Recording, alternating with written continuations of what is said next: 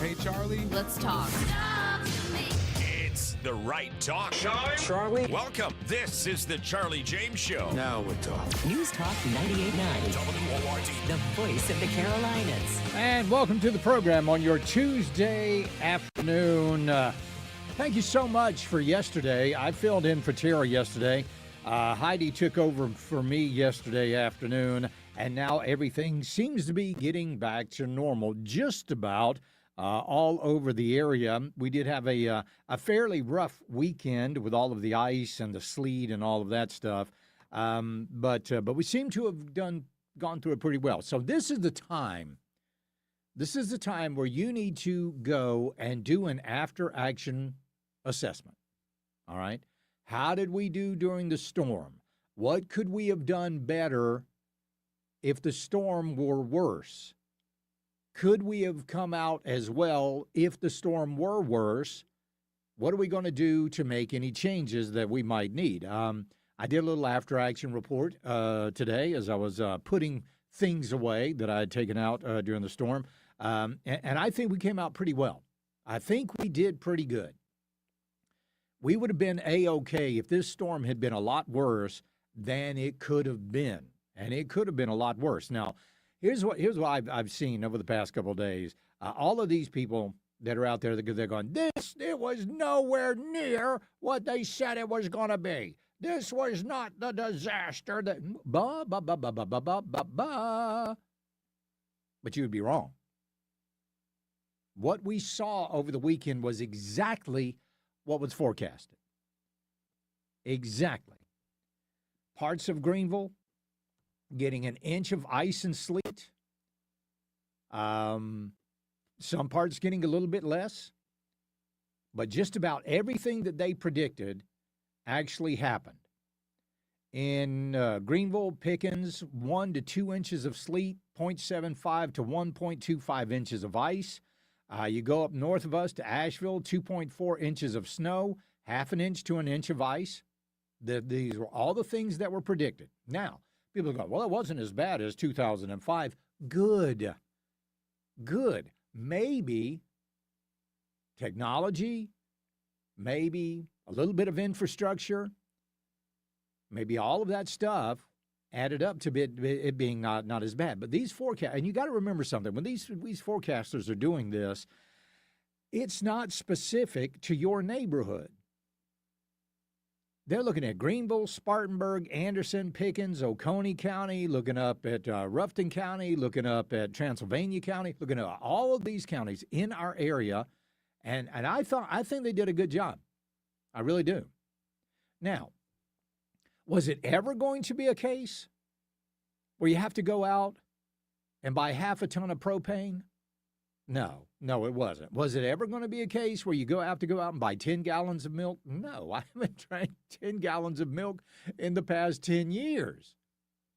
It was that overreaction. It was that overreaction. We're seeing now, and I'm keeping an eye on Marketplace, because I'm seeing a lot of generators out there being put up on Marketplace. You might want to hold off on that. I absolutely love my generator. It didn't even have to use it, but I did test it.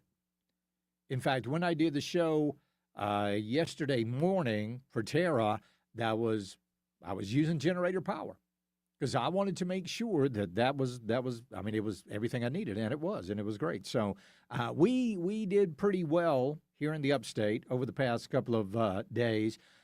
We might have some more coming this weekend. They are predicting that we could get snow late Friday night into into Saturday morning. Chances of an inch of snow are pretty good right now. The GFS model shows accumulating snow. The European model shows light snow in the western Carolinas, kind of getting heavy down east. Canadian model shows some accumulating snow, so it could well happen. In fact, some models here are calling for heavy snow here in the upstate, but I'm not really sure what their definition of heavy snow is. Is it 1 inch? Is it 2 inches? Is it 4 inches? We don't know. But again, In fact, we got a 60% chance of an inch or more coming up, like I said, Friday night into Saturday morning, where Saturday temperatures are going to be like 20 degrees are going to be the low. So if it gets lower than that, the chance of snow is actually going to increase. So how did you do during the storm? Did you weather it? Hey, Charlie, I'm sitting on 380 pounds of propane for my generator. That sounds like a lot to me. It really does. Let's see. Charlie, I hope this next round happens. Saturday is my birthday. It's never snowed on my birthday, and it would be amazing. I know. I mean, white Christmas is one thing. White birthday, even better. For all of us people that were born this time of the year, my birthday is coming up on the 17th. I'm pretty sure we're not going to have snow then, but it's certainly something to definitely celebrate. Charlie, you must have been watching a different forecast than everyone else. The week leading up to this snow event was going to have the storm of the century, according to Chris Justice. 10 minutes before it started falling, it had changed to a quarter of an inch of ice. They cannot predict the weather. Hey, guess what? I got a little secret for you. They've never been able to predict the weather. Not with 100% accuracy, because the weather is not predictable. There are way too many variables going on. Way too many. The best thing they can do is give you enough information to make sure you are safe. That is their number one priority. Number one. Charlie, I hope Harbor Freight retrains their employees when they answer the phone. We don't have gas cans, anything else you want, and then they hang up. Oh, my gosh. You know, bring. Yeah, we don't got it. Click. Nope, sorry, we're out. In fact, I walked into, I needed something. I can't even remember what I was there for. But I went into Northern Tools, and I walked in, and this lady was talking to this guy, and she was like, we don't have this, we don't have this, we don't have this, we don't have that. So, yeah, I know. Charlie, don't say snow too loud. Ingles and Aldi's are still out of bread. Are they? No way. They got to be restocked by now. I know they are, especially Ingles. They've got a distribution center that's just out of this world. I mean, anyway, but chance of snow coming up. Not going to be a huge, big deal. I don't believe. At least that's not what they're predicting right now. But no, weather is, I mean, it's never 100% accurate. I don't know why we think they're going to be, because they never have been.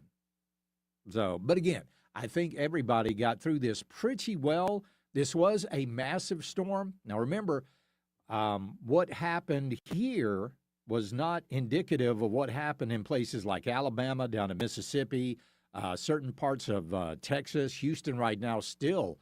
Some of those roads are like a skating rink. So it could have been a whole lot worse. All right, folks, well, there we go. When we get back, look at this.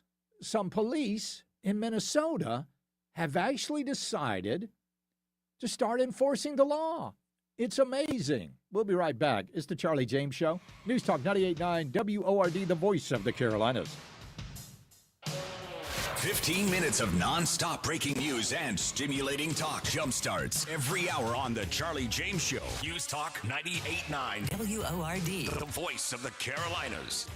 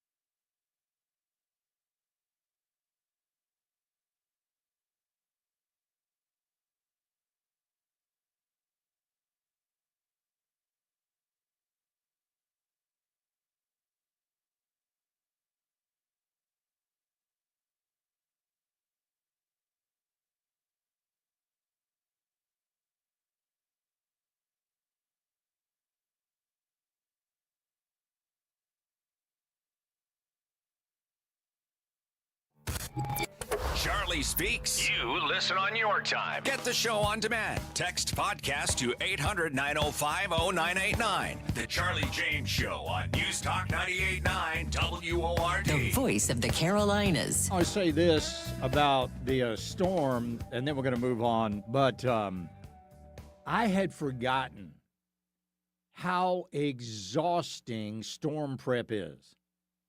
It is just so exhausting.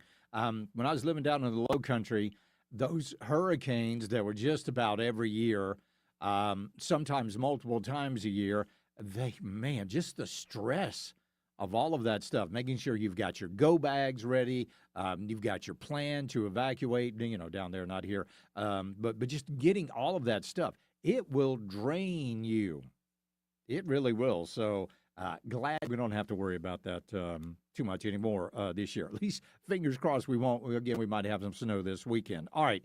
Well, President Trump had a call with Tim Walz, had a call with Mayor Frey, and all of a sudden, for no particular reason, police in Minnesota started enforcing the law. And that's exactly what happened. Maple Grove Police, now we're not talking about Minnesota, just a little outside of Minnesota, Maple Grove, they decided that they had had enough of these radical leftists just absolutely running the streets. And that's what's going on in Minnesota. I don't understand what that police chief is thinking. He is literally letting these people, it's anarchy. That's all it is. It's anarchy. I saw a video the other night of these nut jobs outside of one of the hotels because they had heard a rumor that ICE was staying there. And by the way, any of these hotels that are kicking people and ICE out, we're watching you. We're watching you. And you just might get Bud Lighted. So just be aware of that. But anyway, all these people were outside this hotel, and they were shouting and yelling. And the police were coming down. Woo, woo, woo. Here come the sirens. Here come the blue lights. And all of a sudden, turn the lights off, turn the sirens off, and they just turned around and left. Let the rioters to do whatever they wanted to do. Same night, ICE agent outside of a hotel had a brick thrown at him. He ended up bloody. One ICE agent had his finger bitten off. But yet Whoopi Goldberg today over on The View has the audacity to say that the people of Minnesota, I want to give them so much credit for not overreacting and not being violent. Well, that's exactly what they are. Have you not seen the videos, Whoopi? Or are you very selective in what you watch? They're busting out car windows. They're flattening tires. They're assaulting federal agents. Man, that's... Anyway. So Maple Grove Police, they decided that they were going to actually do something about it. And they start... Now, they're not helping with the apprehension of illegal aliens. They're not doing that. But what they are doing is they are arresting the protesters, the violent protesters out there, and they're hauling their butts off to jail, which is exactly what should happen. That's the only thing that the Trump administration and ICE and Border Patrol, that's the only thing that they're asking local police to do is to arrest the violent rioters, and that's what they are. They're not protesters. They're not demonstrators. They're paid actors rioting, and there's more and more evidence of that coming out. We'll tell you about coming up in a little bit. But they're paid to be there. It's organized. This is not grassroots. This is organized and well-funded. The only thing the administration is asking is, listen, you guys take care of the people that are causing all the problems. Then the second thing they want done, let us go into the jails and the prisons and take the worst of the worst out of there before you let them out on the streets. That's what they want. And now it's escalated. And what is really disheartening to me a little bit no, not a little bit, a lot, is just how soft, how squishy some of these so-called Republicans are. They are squishy. They're like a Stretch Armstrong. You just squish them and mold them any little way you want to. Anytime things get hard, what did you think mass deportation was going to look like? Yeah, we need to get all of them out. We need to get all of them, especially the violent ones. What do you think that was going to look like? Did you think places like Minneapolis were just going to let ICE go in and just do what they need to do? No, you knew there was going to be pushback. Man, once people see how the sausages are made, all of a sudden they get squeamish. Ooh, maybe we ought to, that just doesn't look good. So here we got this guy, Alex Preddy. Shows up. He's got a concealed carry permit. But remember, just because when you have a right to something, you also have a responsibility. Now, while he had the right, he did not exercise the right responsibility. No, it was just an innocent bystander. Oh, okay, he just happened to get caught up in all of it. Okay. Really? Because now we're hearing that just a week ago, Alex Preddy actually got into another altercation with ICE officers, and that one didn't end all that well for him. He ended up with a broken rib. But then he's back at it. And when you confront and you interfere, go try that. No, and I don't mean this literally. This is rhetorical. Go try interfering with police officers making an arrest. Let's see how that works out for you. In no instance does that work out. And remember, the people that are defending the bad guys are never the good guys. So he's got this SIG P320. They're in the scrum. Officer yells, gun, gun, gun, and then a firearm goes off. Now, we've had a great privilege of seeing all of this video from numerous angles. None of it very clear. None of it very clear. But we've seen all of these videos. Those police that were there did not get to see the video. They experienced it in real time. And when an officer yells, gun, gun, gun, and a firearm goes off, no matter what, they do what they have to do, and they feel like what they need to get done. And they did it. The best thing that Alex Preddy could have done was listen to his family and stay home. We'll tell you more about his family coming up in just a second. That's what they could have done. Now everybody's talking about, oh, Donald Trump's getting soft. No, he's not. Gosh, how many times does Donald Trump have to be right before people start trusting him? How many times? We shouldn't. He bombs Iran. We shouldn't be bombing Iran. Worked. We shouldn't be bombing these drug boats. Worked. We shouldn't be going over and apprehending Maduro in Venezuela. Worked. All of it worked.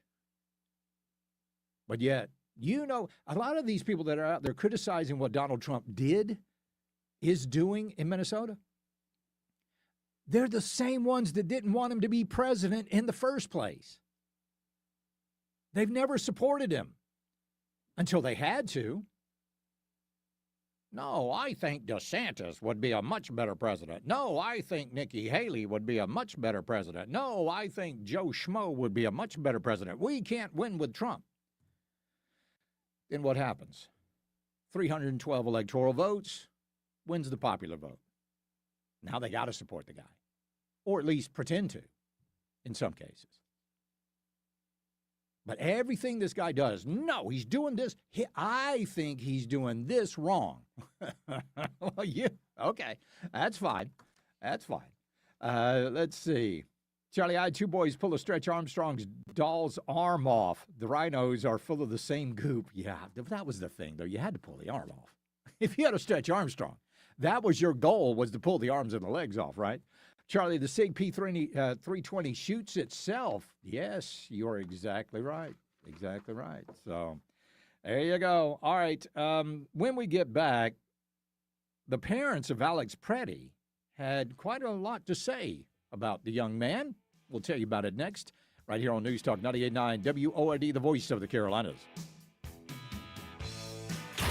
When he's not mowing his yard, he's mowing down liberal nonsense. It's the Charlie James Show on News Talk 98.9 WORD, the voice of the Carolinas.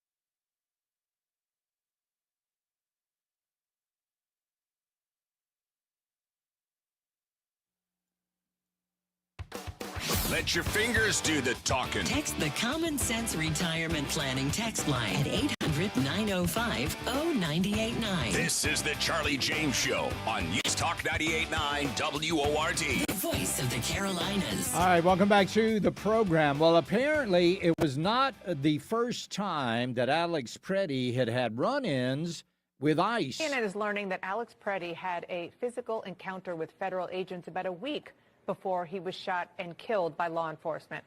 Sources tell CNN that Preddy broke a rib when a group of federal officers tackled him while he was protesting. Priscilla Alvarez is breaking that story for us. What else are you hearing, Priscilla?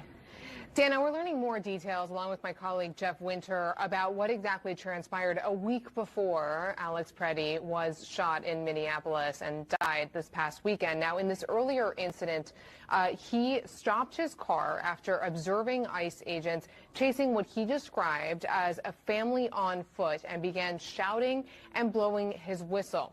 Preddy later told one of these sources that 5 agents tackled him and 1 leaned on his back, appearing to leave him with a broken rib. According to this source, and I'm quoting here, that source said, quote, that day he thought he was going to die. Yeah, I'm pretty sure there's a heck of a lot more to that story than what CNN is telling you. All I was doing is blowing a whistle. That's all this guy was doing, blowing a whistle. That's all I was doing. I just blowing a whistle. They 5 of them tackled him. Yeah, a lot more to that story, I guarantee you. A lot more to Preddy. In fact, the parents of Alex Preddy say that their son, remember, everybody's calling him a nurse. Oh, he's a nurse. He was a nurse, former nurse. Because you see, Alex Preddy quit his hospital job months ago. And according to his parents, he started showing unusual behavior recently. And he seemed to have joined some kind of group. Oh, what kind of group could that be? We warned him 2 weeks ago, protest if you want, but don't engage. Don't do anything stupid, his father, Michael, told reporters. He said he understood. But it wasn't until police pulled messages from Alex Preddy's phone that the truth began to come out. And what investigators found, it seems that Preddy's parents didn't want him participating. It seems Preddy allegedly scrubbed his social media presence just 1 day prior to his actions that led to his death. So, but he was there with a gun. And now they're all like, oh, don't we have the Second Amendment? Don't we have the Second? Yeah, there's a lot of responsibility that goes on with that Second Amendment. A lot. Well, first of all, he was violating state law. Because in Minnesota, you cannot take a firearm to a protest. And he did that. Number 2, the moment he came in contact with federal agents, he was officially legally detained. But he kept fighting back. He resisted. Then, like we said, all that we were talking about. But see, that story from CNN, so typical. In fact, MSNBC. Now, I was about to say you're not going to believe this, but you're totally going to believe this. MSNBC took that picture of Preddy and they doctored it. Yeah, they made Preddy more pretty, literally. MSNBC, this is according to the Western Journal, MSNBC continued its shameless reign as the king of fake news by airing an AI-enhanced image of armed anti-ICE protester Alex Preddy, who was shot to death while allegedly resisting arrest in Minneapolis on Saturday. The absurdity of MSNBC trying to make Preddy look more attractive for its Monday broadcast rather than focus on the facts ignited widespread social media contempt. MSNBC really used AI to fake Preddy's portrait because he wasn't pretty enough to be a martyr. And boy, they did too. They did. They made him, oh, look at that. widened his face a little bit, gave him more of a jawline, gave him more of an athletic neck, more of an athletic build. My goodness, that looks like Alex Preddy if he had gone to the gym for about 6 months and ate a lot of protein. They doctored that video or that photo. They doctored the image. When you compare the before and the after images, it is obvious that Preddy's photo was aggressively edited. The enhanced photo makes him look more masculine and nice with a wider, friendlier smile. The jawline was made to look more square to make him look more manly. The eyes were spread farther apart. The nose was shortened to look more conventionally attractive. The hairline was tweaked to look fuller and darker. The teeth were straightened and whitened. The chest was broadened to make him look more athletic, like I said. Numerous ex-commenters trashed MSNBC for its inappropriate attempt to ramp up public sympathy by cosmetically enhancing Preddy. How about that? One ex-user explained the calculated move behind MSNBC's inane cosmetics enhancements of Preddy. They absolutely wanted to use the only image in a nurse outfit for propaganda reasons, the commenter said, and let's not forget there is an American flag behind him as well. So they used that one. Here's a nurse. Here's somebody who takes care of human life. Yeah, but he's just not quite masculine enough. He's just not sympathetic enough to our viewing audience. So let's get out there and make him look more manly. One ex-user said they didn't want him to look like a skinny, pale vegan nut. They completely altered him, materially changing everything about him. Now, MSNBC host Nicole Wallace tried to discredit ICE's account of the Preddy shooting by snarking, Donald Trump and his administration are demanding once again that you do not believe your eyes and ears. Well, you can't believe your eyes if you watch MSNBC.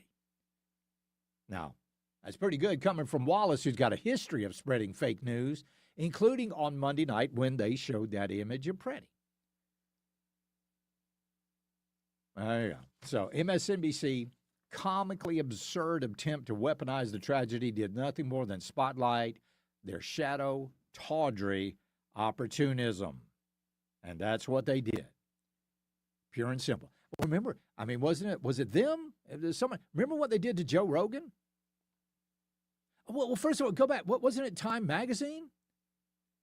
Back during the O.J. Simpson trial, where they took a photo of O.J. Simpson and made him look dark and ominous. Darkened his skin, darkened around his eyes, looked more ominous, more monstrous. Then they took Joe Rogan, made him look unhealthy, gave him this weird tinted complexion. Remember that? Oh, my goodness. Let me tell you something. I want you guys to remember something, because I learned this in journalism school. Every picture, whether it be newspaper or television or now social media, every picture tells a story. And when you get to that level of photojournalism, that photo is designed to invoke an emotion upon you. That's what and they know this at MSNBC. That's why they did it. When we get back, can you believe it? It appears to have all been a big, giant fad. We'll tell you what it was. Coming up next, it's the Charlie James Show. News Talk 98.9 WORD, the voice of the Carolinas. Streaming stimulating talk and breaking news on your phone 24/7 on the Odyssey app. You're on the drive with the Charlie James Show. News Talk 98.9 WORD. The voice of the Carolinas.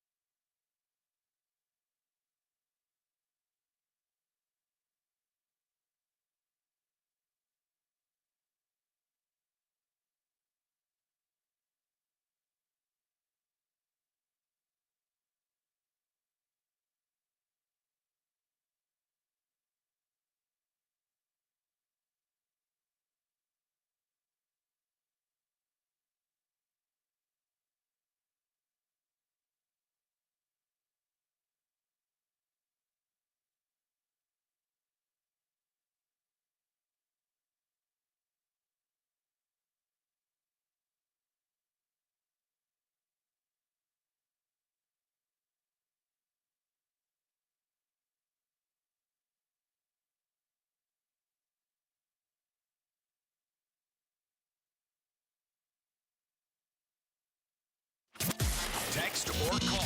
One number does it all. 800-905-0989. This is the Charlie James Show on News Talk 98.9 WORD. The voice of the Carolinas. You might remember it was way back, Nikki Haley was still governor of South Carolina. And up in North Carolina, they had the bathroom bill where men who identify as women, they had the bathroom bill where they couldn't use the women's restroom. And there was all kind of threats. Oh, the NCAA is going to pull out of this and yada, yada, yada, and blah, blah, blah. And then Lee Bright tried to have a similar bill here in South Carolina. Nikki Haley said it wasn't necessary because we don't have that problem in South Carolina. That's not a very forward-looking ideology.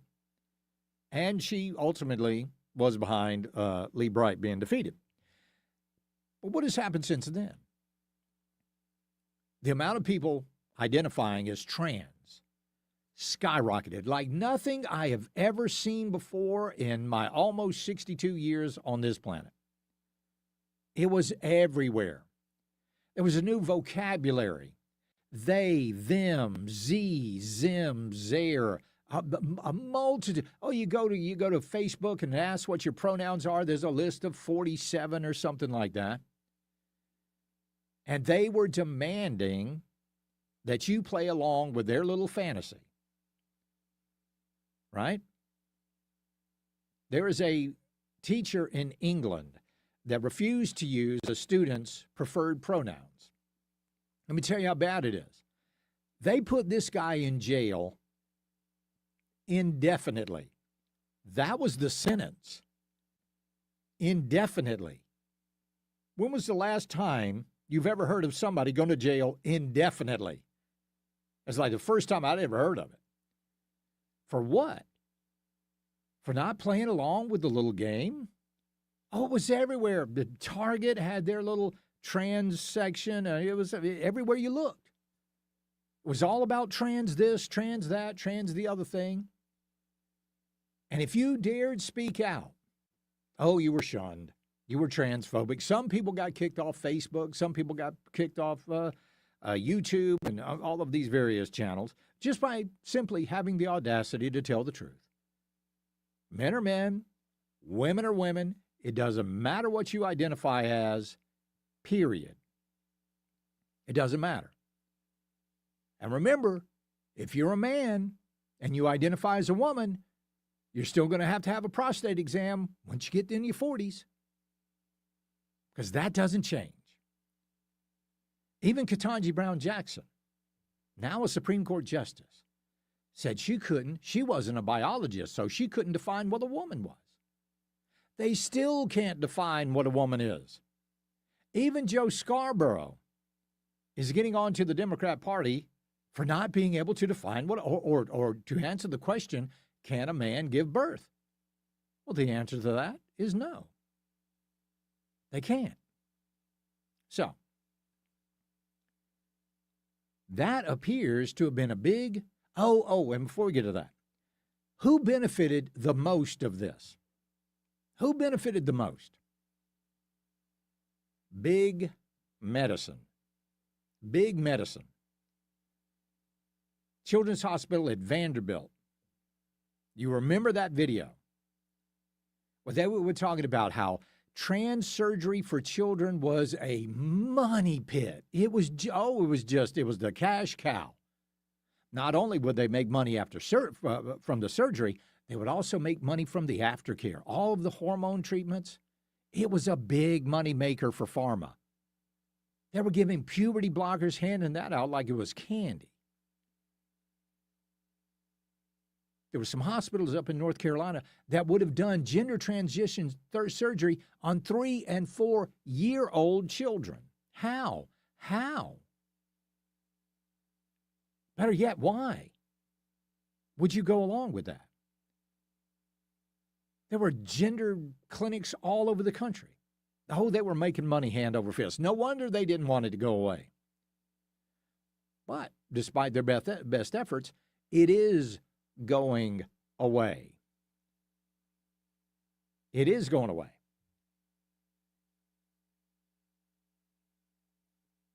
the amount of people that are identifying as trans, especially young boys, is in free fall. Various studies and statistics suggest that trans identity is a trend. It's a fad. British-Canadian political scientist Eric Kaufman analyzed surveys of students who identified as neither male nor female. While the survey focused on non-binary identities, he sees this as reflecting trends among transgender people. In 2023, 8% of students at one of the American schools studied identity as non-binary, but this number dropped to 2% by 2025. 2%. So it went from 8% to 2%. These numbers, like I said, are in free fall among young people. The scientist, any scientist, is naturally going to be attacked for this because they're not in the pockets of big medicine. We've even got linguists out there that are abandoning the whole gender-inclusive language. One teacher who teaches at Columbia University in New York is also observing a reversal in gender-inclusive language. At the end of the year, he included the pronouns he and she in his list of words and phrases of 2025 and wrote that binary genders are on the rise again, and with them, the pronouns most closely associated with them, he and her. This was all, it was social contagion is what it was. All of a sudden, it became the cool thing. And even more importantly, it became the cool thing among parents. Because being a parent of a trans child, all of a sudden, oh my gosh, you've got so much social status. Look how much social status. Oh man, people love me now. People love me. I'm the parent. And they pushed it. A lot of these parents pushed it. And when you really look at it, it was who? Once again, the white liberal woman driving this. The awfuls. The affluent white female urban liberal. They were the main drivers. Not only are they the main drivers of that, but now they're also the main drivers of violence online. I got a story coming up for you in just a minute. And the title of the story that I'm going to read to you, White Liberal Women Are the New Social Media Serial Killers. Yeah, when we get back, it's official. The money train of South Carolina looks like it might be pulling into the station of Scout Motors once again. We'll talk to Congressman Ralph Norman when we get back. It's the Charlie James Show. News Talk 98.9 WORD, the voice of the Carolinas. 15 minutes of breaking news and stimulating talk begins every hour, every afternoon on The Charlie James Show. News Talk 98.9 WORD. The voice of the Carolinas.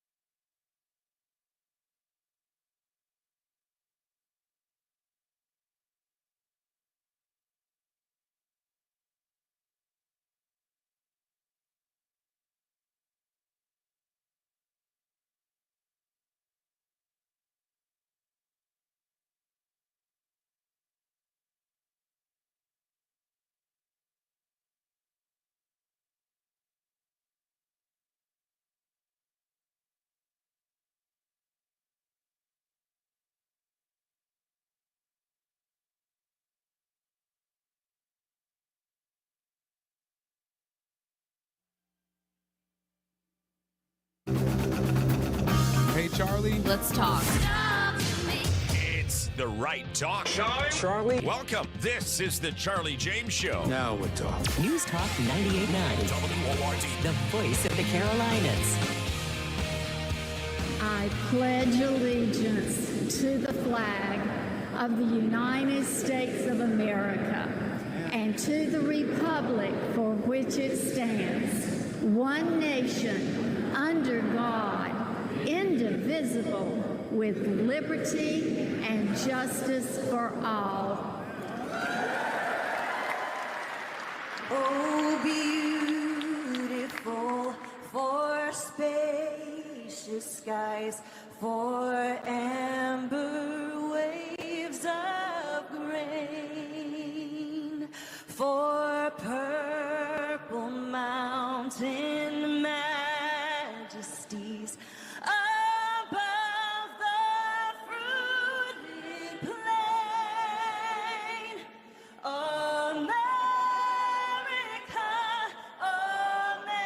America, God shed his grace on thee and crown thy good with brotherhood from sea to shining sea. America is back. And we are back. Well, it is official. We told you it was coming, and it is here. Over at the South Carolina Commerce Department, they have officially asked that our General Assembly give another $150 million to Scout Motors. Let's talk to Representative Ralph Norman about it. Representative Norman, welcome to the program, sir. Hope you're doing well. Doing great, Charlie. Glad to be with you. $150 million more dollars to Scout Motors. I find this, it would be funny if it wasn't so sad. That's the stupidest decision if they end up doing that, Charlie, to give our hard-earned tax money to an electric car company that moved its headquarters to Charlotte, North Carolina. Yeah. Why they're not getting a clawback on money? Why they're not getting, something to claw the giveaway that we have? I don't even need to see the details of the deal. Right. You just don't do that. And if you do, we've given them $1.4 billion. Yep. If you put an interest rate on that at 3%, it's $43 million a year at 3%. $3 million a month, 3.63 a month. Why are they giving our money away? To even ask for that ought to have a quick veto, and it ought to not even be considered. It's like you say, it would be funny, but it's so serious. It's our money. It really is. Put that in roads. Exactly. Well, now we've got, oh my gosh, who was it? One of the state senators, I'll remember his name in just a second. He wants toll roads here in South Carolina. Well, that's politicians talking that don't know what they're talking about. They've never built a road. They, will put good money after bad. And again, our infrastructure is our state. As how goes our infrastructure goes our state. We've neglected it. And, I'm the only one that will put the emphasis and know how to do that. We built roads before. We built bridges. And the fact is of throwing money at it and then turning around and giving that type of money to a car industry that, my question is, are they going to do it for Ford? Are they going to give away for Right. Chevrolet? Yeah. It just doesn't make sense. No, it doesn't make sense. But here's the sad thing is, electric vehicle car sales are on decline. It seems like we're getting into this, and Scout is getting into this kind of at the waning moments of the whole EV craze. I'll go even further. Get this. We have a dealer in Texas, Mr. Williams, who could not sell his electric car. So he did a big thing where he buried the electric car. Yeah. And took the write-off. He buried an electric car because it wouldn't sell. And I don't know who could make the argument that you give them more money, particularly with the shape that South Carolina is in with its debt and with its, the education system, the infrastructure at city, county, and state level. Again, politicians should not be making business decisions. No, it doesn't seem like they should, unless, of course, it tends to benefit them in some way. Well, if it benefits them, what they ought to do is pay for it. If they want to make an investment in electric cars, let them give some of their salary to, I don't care how much it is, give some of their salary to help with the giveaway that the state is apparently going to do. And again, that's the stupidest thing I've heard of. So, but again, we're going to have whomever we choose as our next governor, which, like you say, that governor is going to be in office for 8 years. We got to have somebody that's going to be willing to stand up and fight these decisions in the state legislature because, frankly, right now, I'm not hearing a whole lot of out of the governor's mansion except during a natural disaster. Let me say this, Charlie. With me, it won't even be proposed. It will never come to it because I'll fight it and I'll take it to the people. Whoever's making the decisions in commerce and whatever politician for votes for that ought to be held accountable. And with the elections coming up, this ought to be front center stage of what they're trying to do to the people. And this is just not that hard a decision to not only vote against, but use their voice to stop it. How on the mind is the date June 9th for these people in Columbia? Are they worried about these primaries? Oh. If they're dumb enough to propose something like that, apparently not. Yeah. But I will tell you this, there's a whole movement I'm seeing across the state for conservatism, not for spending money on projects like this that yield no return and basically are slapped in the face when they take something as important as a headquarters to another state. Yeah. So I think they will have a rude awakening on June 9th because they should have. And, they can talk conservatism all they want. Any Republican that votes for this ought to be held accountable. And I would make the case, let's put somebody up, let's run somebody that's conservative against them and make them own it because it's just unfathomable when I heard about this, earlier this week that it was even being considered. Right. It is. Congressman Ralph Norman, always a pleasure, sir. We'll talk to you again soon. Thank you. Thank you. Bye. Take care. All right, let's go to Harvey in Greenville. Harvey, how are you? You must love it. I do. That's all I do, Harvey. I love what I do for a living. I love my wife. I love my dogs. But what really worries me, Harvey, is the fact that you could have been anything in life and you chose to be a troll. We'll be right back. It's the Charlie James Show. News Talk 98.9 WORD, the voice of the Carolinas. This is Mark Levin. Join me tonight at 7 following Charlie James for the Mark Levin Show, a News Talk 98.9 WORD, the voice of the Carolinas.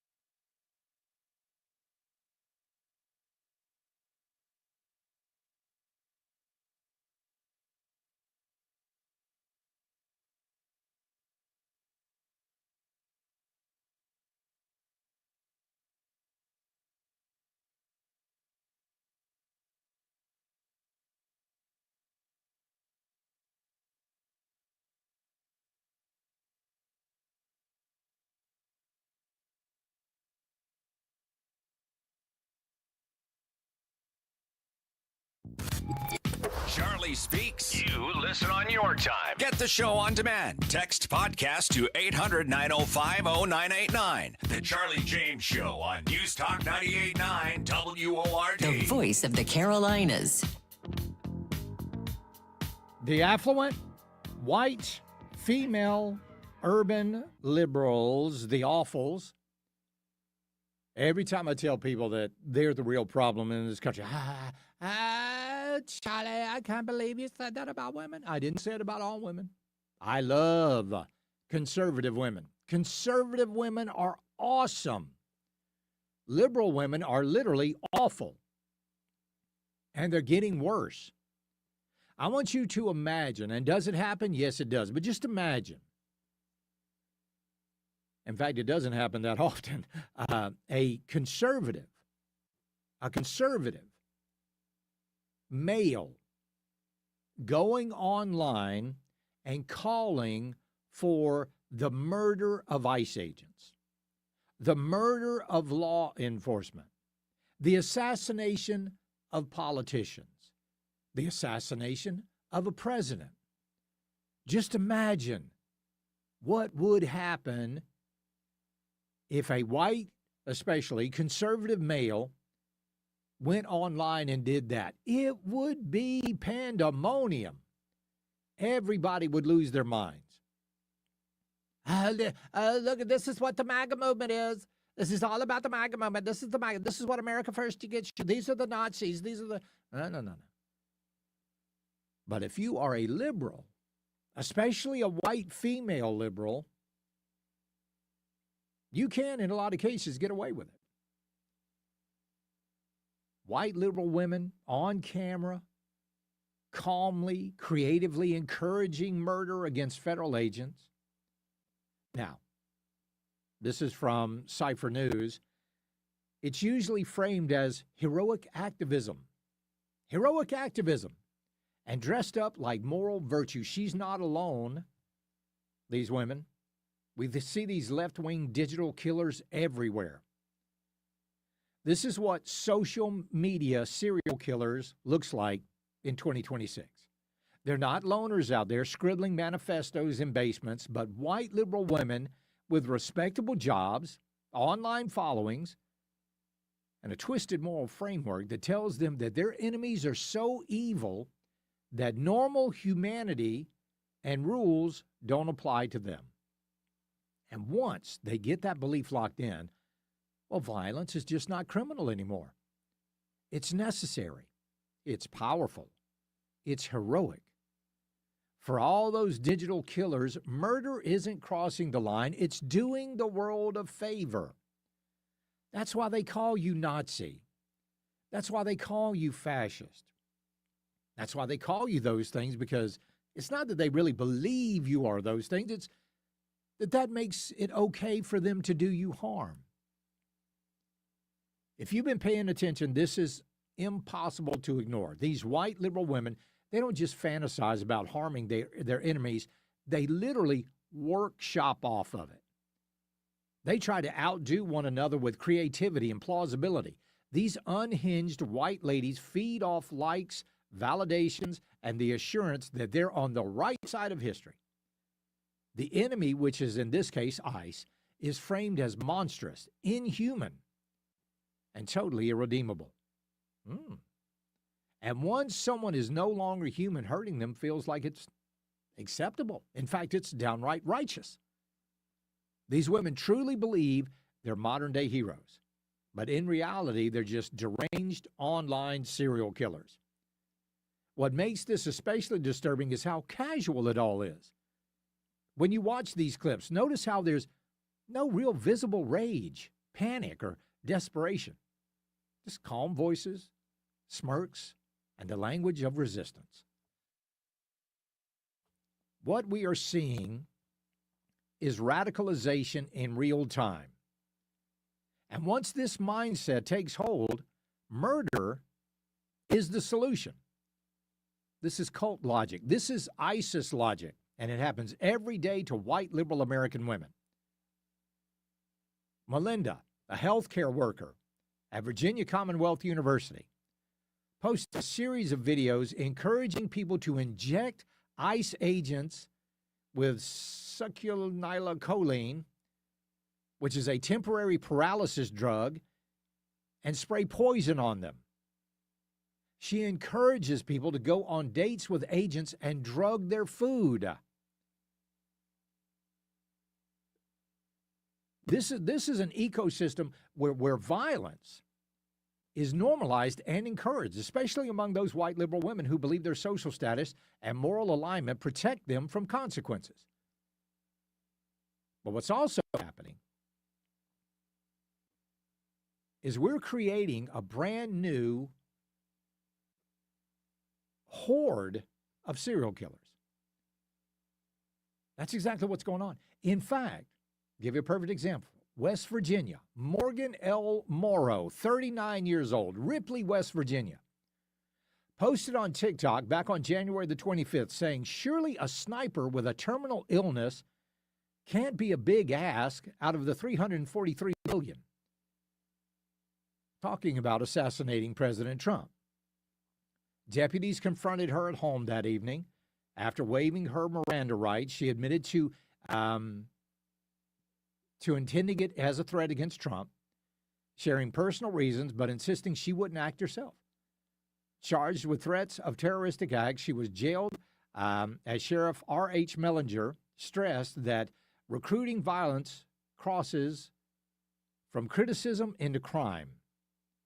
Her library, because she's a librarian, her library distanced itself, saying her words do not reflect their values. These are the people that are out there. They do dehumanize you or attempt to dehumanize you in order to make themselves, give themselves some kind of absolution. That's what they're looking for. You're horrible, so doing away with you makes them more righteous. That's the world we're living in right now. And folks, let me tell you something. If you think it's reached its peak right now, you just wait. It has not. It has not reached its peak. There are protesters right now, and I find this kind of funny. There are protesters right now at Tim Walz's office in Minneapolis. They've stormed outside Walz's office, furious that he's starting to cave to President Trump and Tom Homan. The liberals are now mad at Tim Walz. You can't make that up. That's some pretty. But where's the real problem? Where's the real problem? The real problem is in 0.3% of this country. And I'll tell you exactly what I'm talking about coming up in just a minute. And mass deportations. Are you for them or against them? I'm going to give you some new poll numbers that are going to be pretty surprising. And are they organized or not? You bet your boots they are. Kash Patel is looking into it. We'll be right back. It's the Charlie James Show. News Talk 98.9 WORD, the voice of the Carolinas. When the left spins, Charlie sets it straight. It's the Charlie James Show on News Talk 98.9 WORD, the voice of the Carolinas.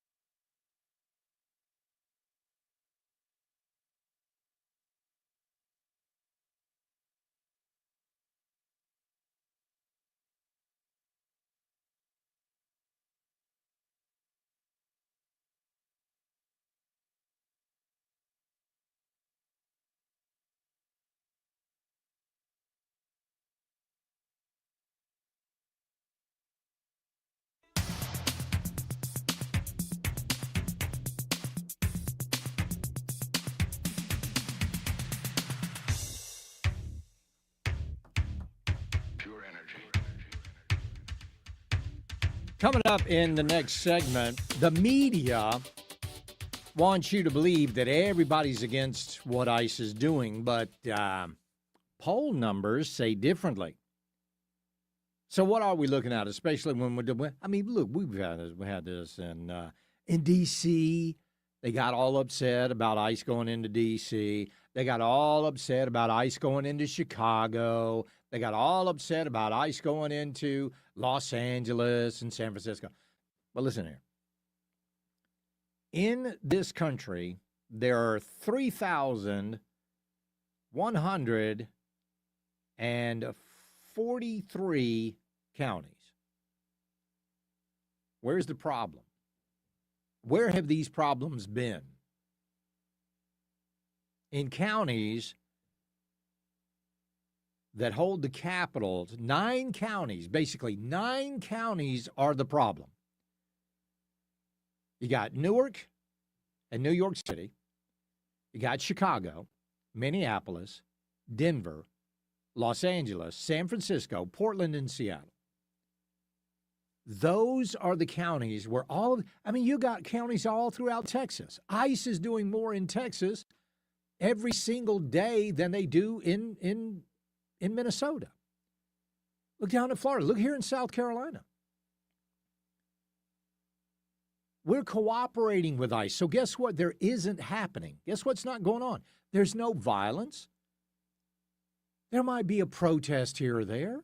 You might go down to Main Street, down in downtown Greenville, and there might be some of the old retirees there with their little placards and their skinny arms, talking about no ICE, no kings, whatever it is. You might go into Spartanburg, Anderson, see the same thing, but they're not violent. So what's the big difference? The difference is leadership. You got Brandon Johnson in Chicago, Karen Bass in Los Angeles, Jacob Fry in Minneapolis, Zohran Mamdani in New York, Keith Wilson in Portland, Daniel Laurie in San Francisco, Katie Wilson in Seattle, Ross Baraka in Newark, and Mike Johnson in Denver. Not that Mike Johnson, another Mike Johnson. It's the leadership. Because these cities are merely using these immigrants as puppets to make sure that they keep their census numbers up, so they don't. That's what these immigrants don't understand. They don't get it. They don't care about you. They just want you there for the numbers. In Virginia, I think it's Virginia. I'm going to go back and double check that, but I think it's in Virginia with their new governor, Spanberger. Listen to this. Listen to this. They have passed a law to where there can be no ICE activity. Are you ready for this? No ICE activity within 40 feet of a polling place. And you think about that?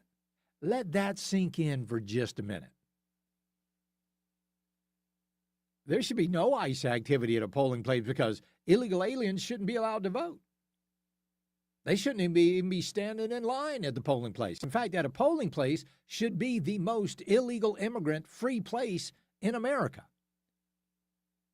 But they know different.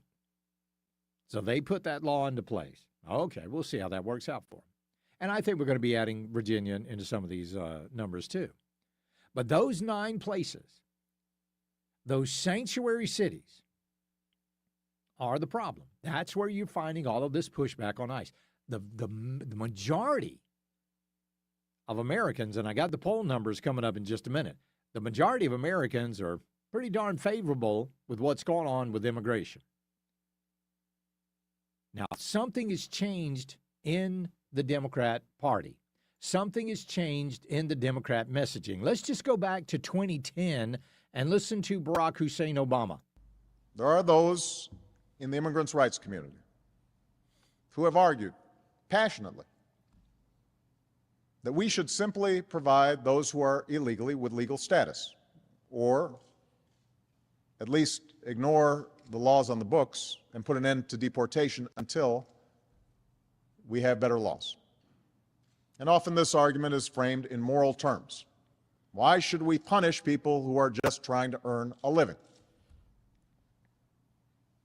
I recognize the sense of compassion that drives this argument. But I believe such an indiscriminate approach would be both unwise and unfair. Ta-da! What happened? He goes on to say it's unfair to the legal immigrants that come here and work hard to get to America, to try to actually become an American citizen.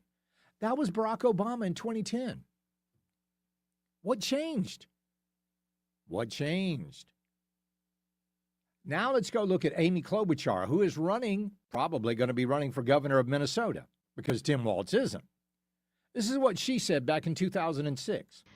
I do believe that we need more resources at the border, and that includes a fence. What we have now, we have people waiting to come in legally. Thousands of people waiting to come in legally to this country, and we have people coming in illegally. That's not right. We need to get order at the border. But we also have to stop giving amnesty to companies that are hiring illegal immigrants. What? Under this administration, the number of prosecutions of companies has gone way down. That has to change. Now, that was back in 2006 when she was running for the Senate. Want to build a border wall? Want to start punishing companies that hire illegal aliens? Again, what's changed? What's changed?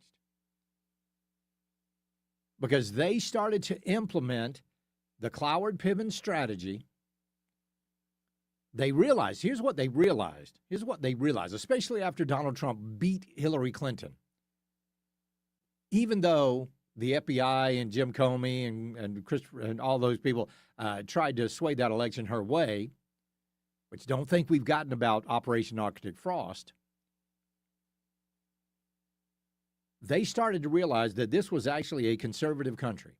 And the only way that the Democrats are going to be able to stay in power was to make sure that they bring in these illegal aliens so that they can get control of these seats in the House. Because they were losing it.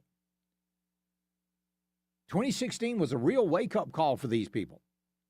It was a slap in the face. But that ideology has been going on for a while. But they really ramped it up after the election in 2016. I mean, they knew they were losing. And they need to lose even more. And they might be. They might be. President Trump's going to be out on the campaign trail every week between now and the midterm elections. According to his staff, he's going to be campaigning like it's 2024, and I hope he does. Because if we lose either the House or the Senate in the midterms, it's going to be terrible. In fact, he's going to be not just till not till June. He's going to be out there on the campaign trail through the midterms, and he needs to be. And these people need to get their act together and start by following the leader. Stop getting shy. Stop getting squishy. Get out there and follow the leader. We'll be right back. It's the Charlie James Show. News Talk 98.9 WORD, the voice of the Carolinas.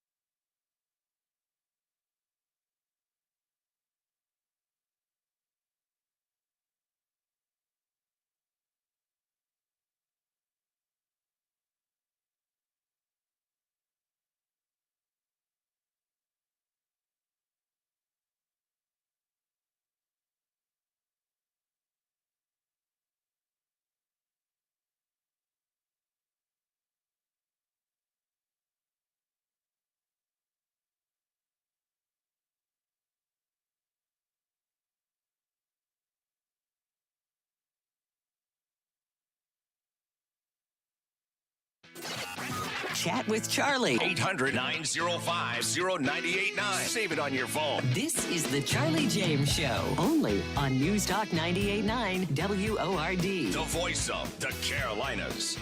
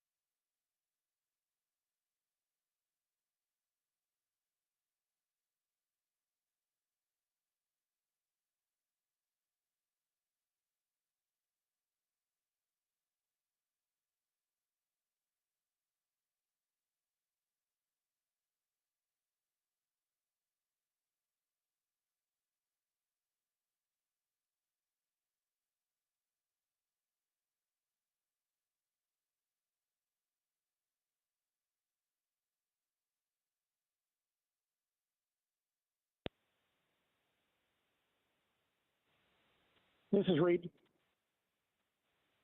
Good. Hey, I just thought that, there might be immigrants that are here, even illegally, that are in favor of Trump's policy because he may be removing the people that are putting the pressure on them to pay, and pay because they're going to harm their family members back home.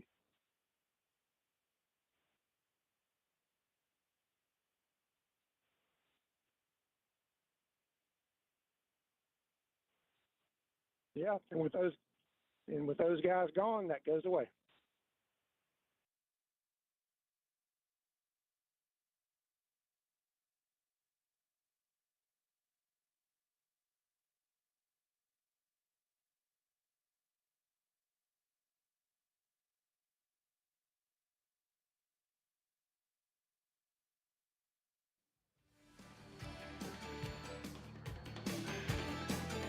Fifteen minutes of breaking news and stimulating talk begins every hour on The Charlie James Show. Afternoons 3 to 7 on News Talk 98.9. WORD, the voice of the Carolinas.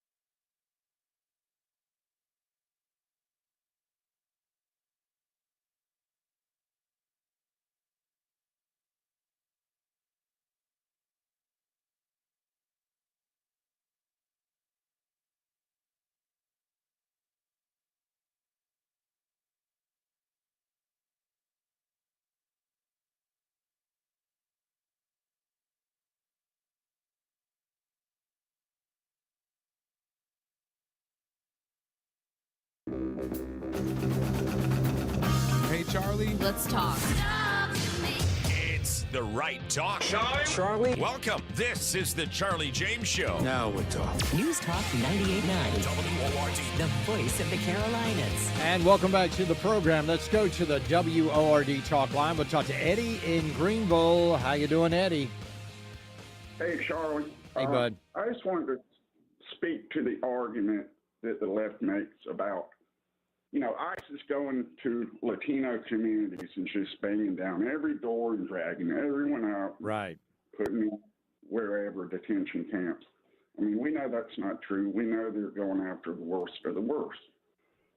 Sometimes business gets raided because all they hire is Hispanics. And, some guys that ain't bad people, they probably get caught up in it. I get all that. But, look, I don't want to see every person that came over the border, scooped up and just, put on a bus or a plane. I think you identify, okay, if you find a drug dealer or, a felon, somebody that's like killed somebody. Right. Yeah. Put them in a separate area. But just document the people like they were supposed to be documented in the first place and say, look, we're not going to throw you out right away, but you're going to have to start proceeding to become a citizen.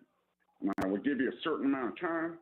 If you don't do it, then we'll probably send you back. But, the argument that ICE is so out of control and they're just picking up 5-year-old kids and anybody with dark skin, I just, anybody that believes that is just a moron or useless. Absolutely. Absolutely. But they do believe it. They do believe it. I appreciate it, Eddie. But they believe even more than that. Want you to listen. Listen to this exchange with Jake Tapper. It's pretty darn funny. I understand that, but they take people to Fort Snelling here, which literally was built as a concentration camp, and Alligator Alcatraz, which I think we can all agree is a concentration camp. I'm not saying they're Dachau. I'm not saying they're putting people in ovens yet, but these are concentration camps. Okay. I don't need to argue with you about that. I understand. So they're not putting people in ovens yet. Yet, he says. And even Jake Tapper couldn't buy that whole load of malarkey. But here's what's going on, folks. These people we've been saying it. We've been saying it for a while. Once you notice these groups show up, I mean, there'll be a raid. There's somebody inside. There's somebody inside of ICE and Border Patrol that is leaking some of this information, and they got to find them. Because and the coordination of the folks on the left. They will be going to conduct a raid, and people will immediately be there. And they'll be there with signs. They'll be there with pre-made signs, pre-made placards, banners, all of these things, because they are unbelievably organized. And now we've found out one of the tools that they use for their organization, and that is the Signal app.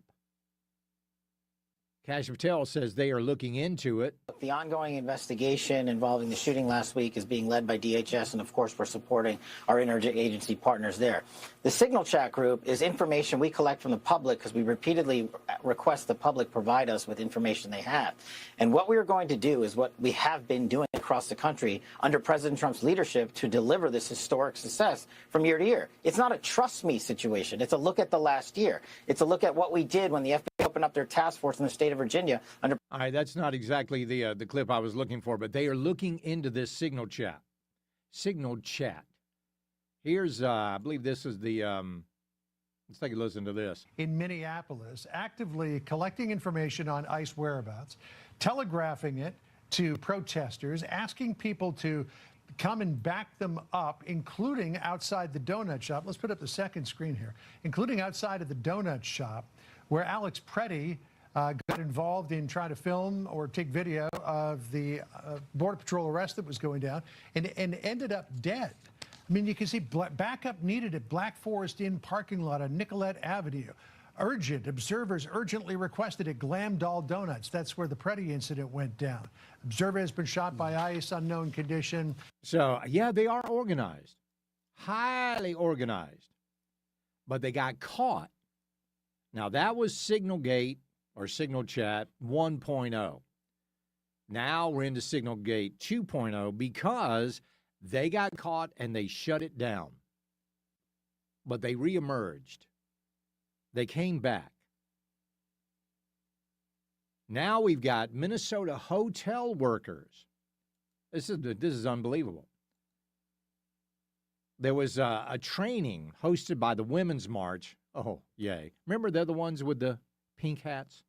There was a training hosted at the Women's March, and the Sunrise Movement Executive Director Aru Shaini Ajay revealed how her organization is targeting the logistical ways that ICE operates. Now, folks, you got to hand it to them because they're not as dumb as you think they are. They know that ICE agents, they got to eat. ICE agents got to sleep somewhere. So they are targeting those places. And a lot of these hotel workers, which you can imagine are not exactly legal immigrants, they are requesting that these organizations show up at their hotels, and people over there, the Sunrise Movement and the Women's March, they're actively going to these hotel chains like Hilton and others, and they're trying to put pressure on them to make sure that ICE doesn't stay there. They say, we must show up in the middle of the night. We make a bunch of noise until police ask us to leave, and then we leave, but they don't. They're peaceful. They're nonviolent. There's no property destruction. There is. They want to wake ICE up. She said the group has been exploring other tactics, including making numerous reservations at hotels and then canceling at the last minute, so hotels actually start losing money. You hotel chains, you got to understand there's a hell of a lot more of us than there are of them. A lot more. So just to reiterate, they've got people inside the government in Minneapolis because they are able to get license plates information very quickly. And I want you to listen to a voicemail that was left on an ICE agent's phone. You're a fucking fascist pig. You should fucking kill yourself. I hope your wife dies. I hope your mom and dad die. I hope everything wrong that could go in your life happens. You should kill yourself. You're fucking disgusting. I hate you. Everyone hates you. You're a fucking murderer. And all of your friends are fucking murderers. That's the left. Let's go to JR in Westminster. JR, times are crazy right now, my friend. Let me tell you something. I love you. I love the Charlie James listeners. I love the great state of South Carolina. There was a time, I know people are going to call and say, oh, that JR, okay, he's a racist. But anyway, there are a lot of dumb black people out there who, follow the left.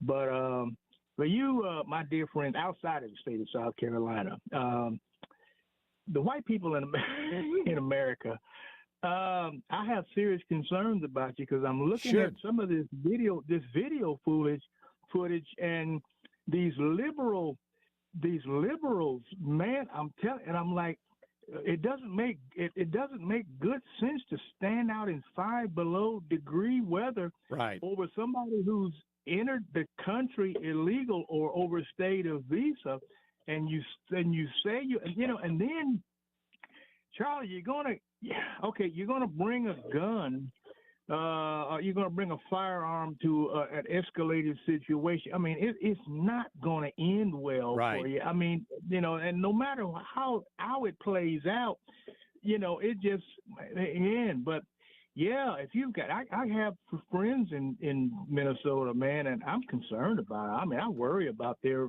mental but yeah, man, these white liberals, man, they concern me, brother. They concern me. They really, really should, JR. They really should. I appreciate it, buddy. You have a good evening. We'll be right back. It's the Charlie James Show. News Talk 98.9 WORD, the voice of the Carolinas. When nasty weather strikes, stay in the know with the upstate's largest staff of meteorologists 24/7 on News Talk 98.9 WORD. The voice of the Carolinas.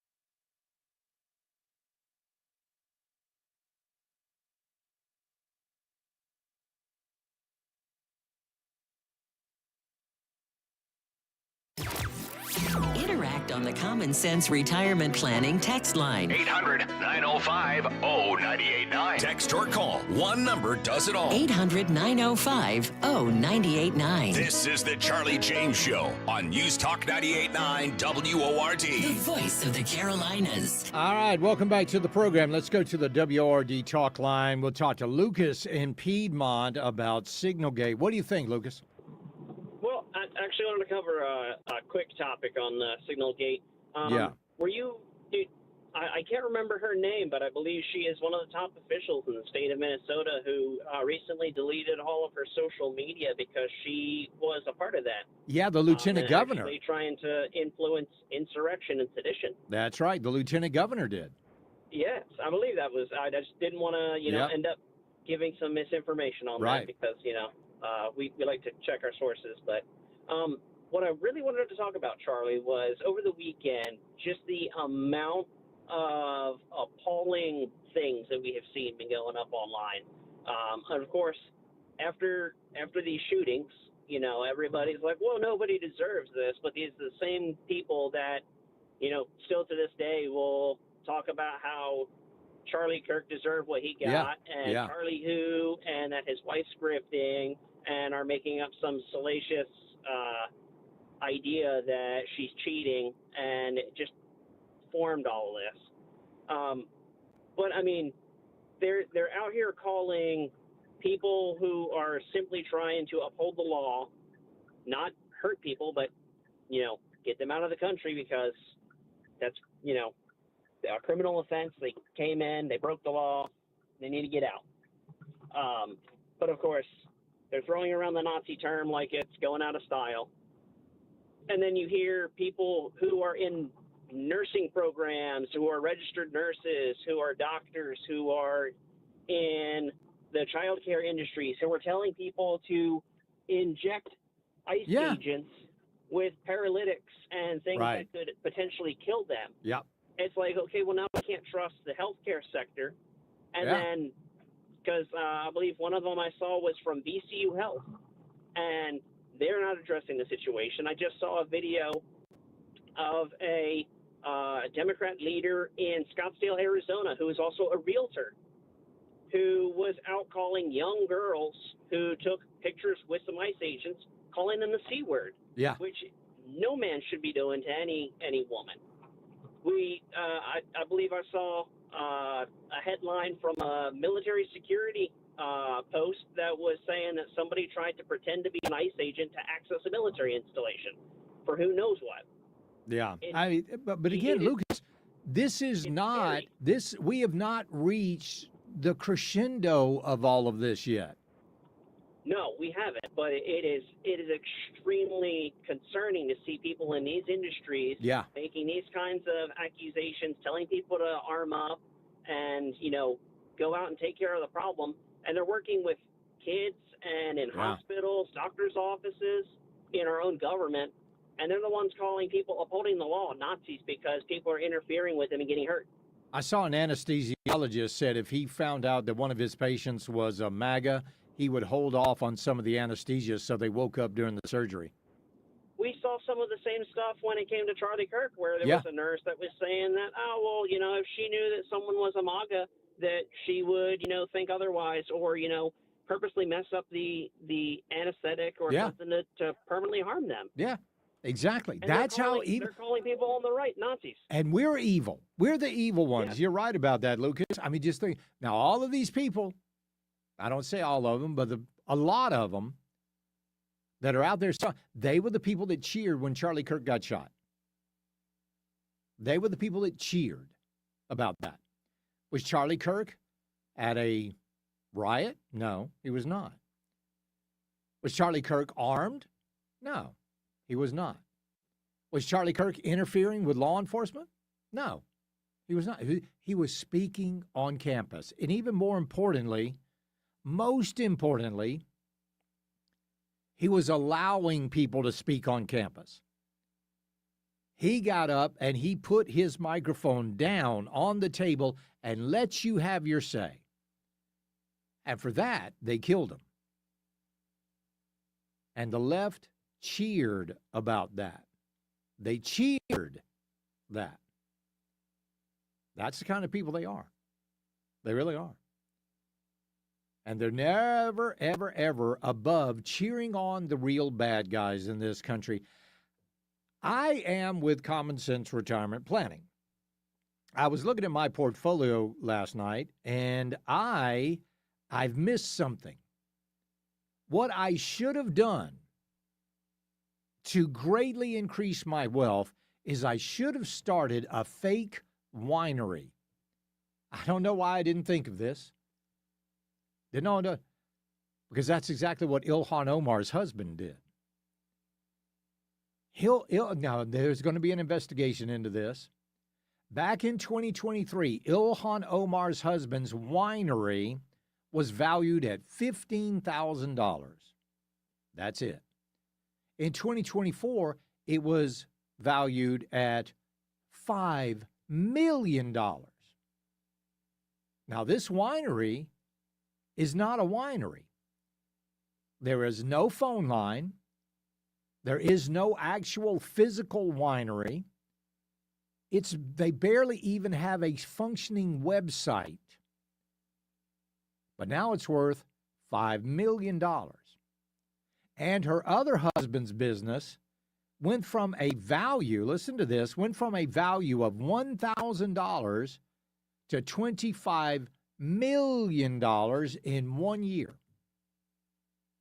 In 1 year. Wonder how that happened. We'll talk with Congressman William Timmons when we get back. It's the Charlie James Show. News Talk 98.9 WORD, the voice of the Carolinas. Breaking news and what to make of it all with me, Mike Gallagher, tomorrow 10 to noon, right after Tara on News Talk 98.9 WORD, the voice of the Carolinas.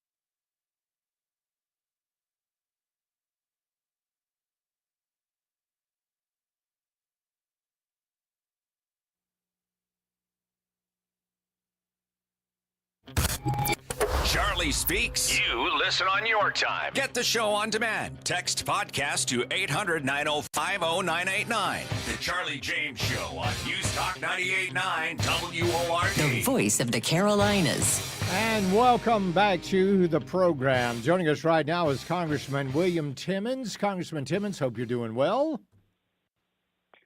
Good afternoon, my friend. I'm doing great. Just braving the cold here, and I hope you're staying warm and staying safe. We are warm and safe. We'll talk about that storm coming up in just a second. But first, I want to say, hey, congratulations, passing 12 appropriations bills. I mean, that was pretty significant, wasn't it?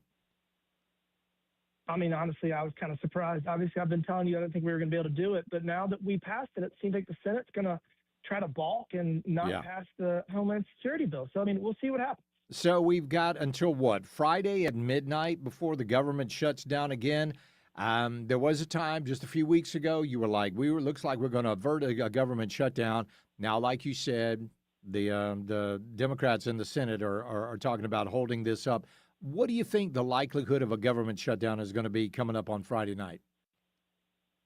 So it's interesting. We actually created a system through which the Democrats can't just shut down DHS. They actually have to shut down 4/12 of the government. So we'll see what they do because, I mean, at the end of the day, a government shutdown is bad for everybody, and they have said that for literally the last 2 decades. So if they then turn around and shut the government down for whatever reason, it's just they're talking on both sides of their mouth, and it's the American people see right through it. They want the government to be funded. They want the government to do their job. And, I mean, at the end of the day, they want the rule of law. And 77 million people voted for President Trump to reinforce the rule of law, to create consequences for people breaking the law. And here we are, we got mob rule in Minnesota trying to tell people that we're not going to enforce the rule of law. It's nonsense, and the American people aren't going to have it. I mean, it's so funny. I mean, I looked it up. 9 counties are really the problem here in the United States. The one right now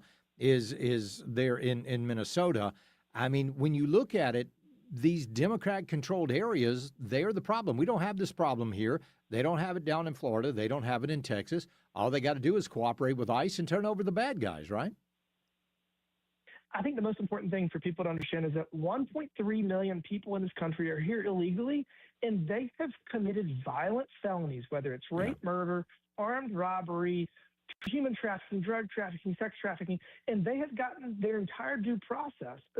An immigration judge has issued an order of removal, and so ICE is currently removing 1.3 million people that are here that have received their due process, that are convicted criminals, that need to get out of this country. And the fact that these people in Minnesota are sitting here going ballistic over it, I mean, again, you're only hearing about it in one place. Yeah. And it's interesting that one place you're hearing about it also has tens of billions of dollars of fraud. So we're going to get to the bottom of this, and we're going to figure out exactly what's going on. But I think at the end of the day, the American people are going to be like, oh, yeah, that tracks. Yeah, absolutely. Because that just seems to be always the way it works out. But this is a guy that showed up at a protest, violated Minnesota state law as far as having a firearm at a protest, also violated the fact that he wasn't carrying his ID when he was there. So, like you said, I think the ICE agents are going to be vindicated on this one.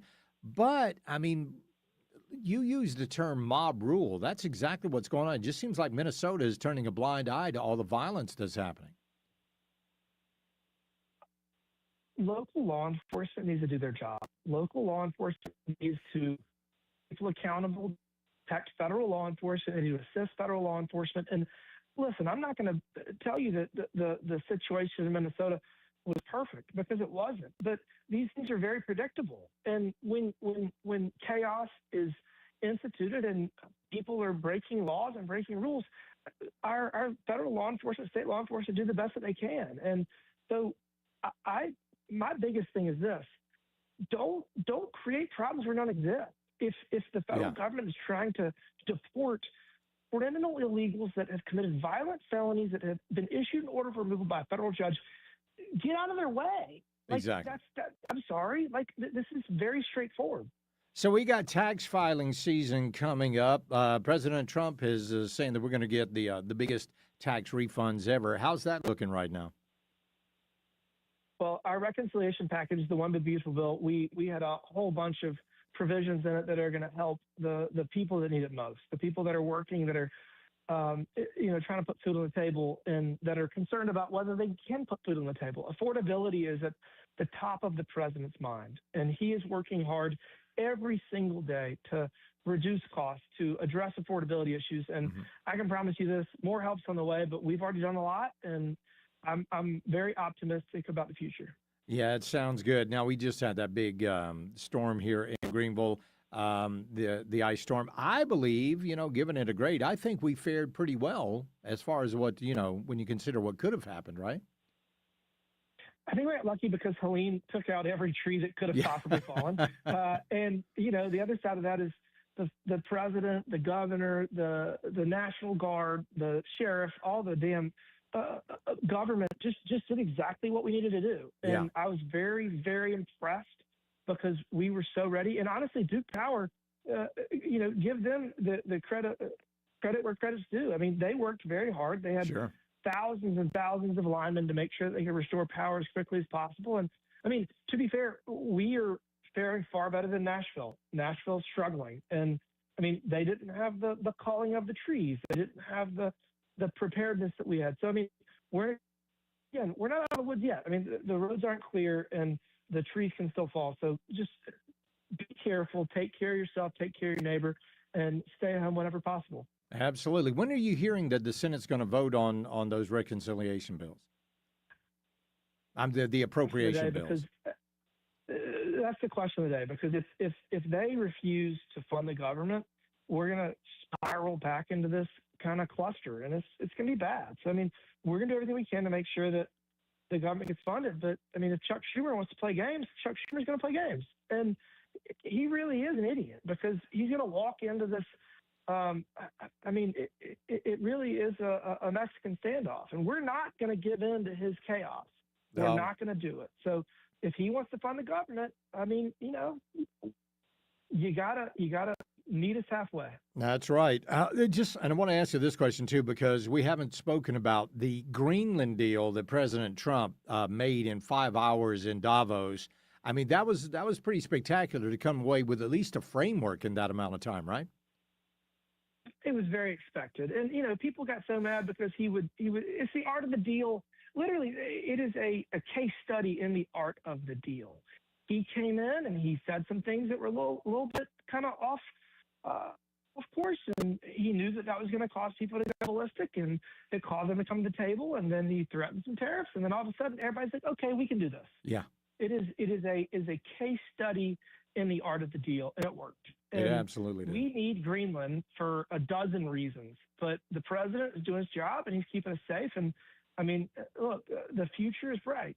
It absolutely is. Congressman William Timmons, always a pleasure. We'll talk to you soon. Thank you, sir. Be well. Thanks for having me on. All right, we'll be right back. It's the Charlie James Show. News Talk 98.9 WORD, the voice of the Carolinas. Get breaking news sent straight to your phone for free. Download the Odyssey app. Follow News Talk 98.9 WORD. Stay in the know with the voice of the Carolinas.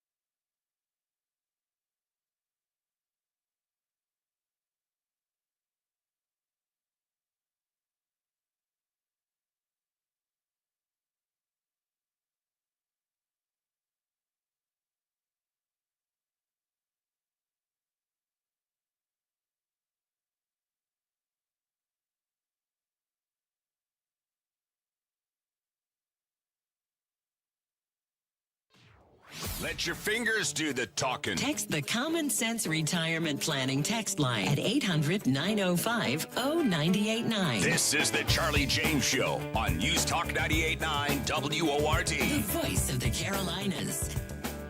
And welcome back to the program. Glad to have you along with us on this Tuesday afternoon. And we do have a chance of more snow coming up this weekend. Well, everybody's talking about what's going on in Minneapolis. And the fact that Bovino is out and Tom Homan is in. And there are people out there that are like, oh, my goodness. Oh, my goodness. Here we got Trump. He's chickening out. He's pulling Bovino out of Minneapolis. Oh, my goodness. Listen, let me explain something. Gosh, I don't understand why I have to do this. But there is no situation ever where Tom Homan is a downgrade. There literally is no situation out there in any situation where Tom Homan is a downgrade. Even that White House press briefing, I did not even realize that Obama gave Homan the Presidential Medal of Freedom. I didn't know that. I had no idea, but he did because of the work that he did with immigration. So now Bovino's out and all these people are crying, oh, this is Trump and oh, just trust the guy. Trust the guy. Trust him. I mean, this is what he is sending into Minneapolis to deal with Fry and Waltz. I see on the show this morning you have Governor Healy talking about ICE doing enforcement operations at a church. False. Didn't happen. They were parked there. They did not do an operation there. She said they were parked in a public space legally. But to say that and to push that out there puts fear in the immigrant community. So let me tell you what's happening. That puts fear in the community. Right. To park the ICE agent's vehicle they're on a near public a church. Street. They're on a public street. She said they're on a public street sir. waiting to respond to a criminal alien release pulled aside the road. Let me tell you, in the last couple of days, what's happened in Boston. They've arrested Victor Gomez Perez, a 33-year-old criminal alien from Guatemala, with charges of aggravated rape, assault and battery with dangerous weapon, indecent assault and battery on a victim 14 years or younger. They arrested Kaylee Espinosa, a 33-year-old criminal alien from Colombia, with charges of aggravated assault on a pregnant victim. They arrested Joshua Gonzalez, a 23-year-old criminal alien from Dominican Republic, with charges for trafficking heroin, morphine, opium, resisting police, disorderly conduct, and drug distribution. They also arrested Samuel Armando Barrero, a 20-year-old criminal illegal alien from Guatemala, pending charges for assault and battery on a child. So Mayor Wu and Governor Healy, they ought to be calling ICE and thanking them for making their streets safer. And he's exactly right. But they won't. Now, you tell me how that's a downgrade. You tell me how that is a downgrade. It's not. It's not a downgrade. He's going in. He's going to crack heads. What did he say? I'm here to kick ass and chew bubble gum, and I'm all out of bubble gum. That's what he's going to do in Minneapolis. He may do it a different way. He may use different tactics. But he's going in to crack some heads. So all these fair weather people out there, they're like, oh, I like Donald Trump. Oh, Donald Trump's not doing exactly what I want him to do. Well, how much experience do you have in all of this stuff? Very little. Very little. I've had the honor to meet Tom Homan several times. Great guy. But he is a serious man when it comes to this stuff. And you know who he really has a passion for? A passion like nobody I've ever met before? He's got a real passion for those angel moms out there, those angel families who've had their sons and daughters taken away from them by criminal illegal aliens. That's it. He is passionate about that. And he is passionate about cleaning up our streets. So don't listen to all these people. Don't listen to them. Take it with a grain of salt. Like I said before, a lot of these people that are out there talking about, they didn't really support Trump to begin with. You know, they thought Nikki Haley would be a better president. They thought DeSantis would be a better president. But here we are with 312 electoral votes and the popular vote. And the border is completely shut down. And our economy is doing great. And we got a framework for a deal with Iceland. And we took out the world's biggest narco trafficker. And we bombed Iran. And everything's looking good. Why is he wrong on this? That's what gets me. He's been right about all of this other stuff, but this one particular thing he's wrong on. And I'll say it again. Let's allow our president to make a mistake or two. Even Reagan made mistakes. Lord knows George W. Bush, George H.W. Bush, they all made mistakes. All presidents make mistakes. I don't think this is one of them. But we can certainly be a little bit lenient on the guy after all he's done. I mean, remember, just go back and think it's always some outrage. It's always some outrage with President. Oh, he's building a ballroom on the White House. Oh, I can't believe he's doing that. Not using taxpayer dollars, using all donations. It's going to be great. Every president from here on out is going to just rave about how wonderful it is. But again, I had somebody talking about fair weather friends. Fair weather friends, I see them all the time. You want to direct your anger at somebody? You go look at our United States Senate. There's plenty there to be angry about. We've got over 200 bills sitting, 212 bills because they did the appropriations bills in the House. You go look at the Senate that is stalling on all of these bills that would really get this country steamrolling. So instead of being all mad at Trump, go look at who the real bad guys are.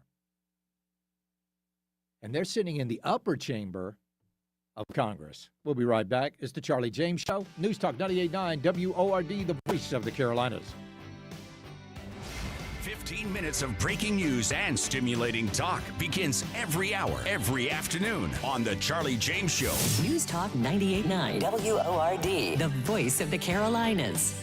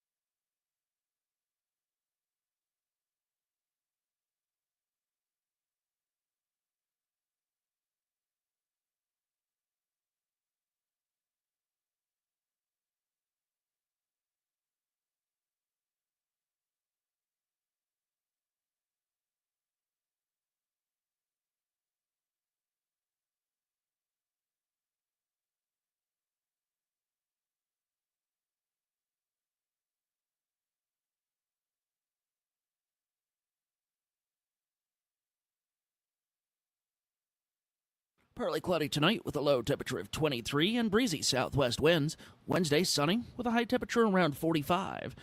Thursday, partly sunny with a high temperature of 42. Friday, partly sunny and a high around 42 degrees. I'm meteorologist Ray Miller from the News Talk 98.9 WORD Weather Center. Right now, it's 36.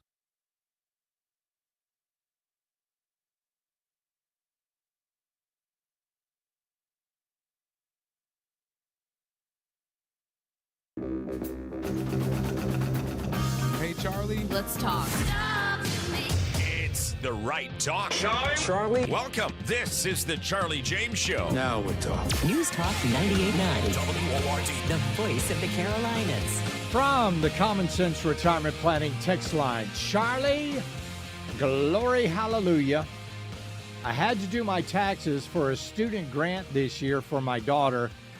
For the first year since Biden took office, I didn't have to pay.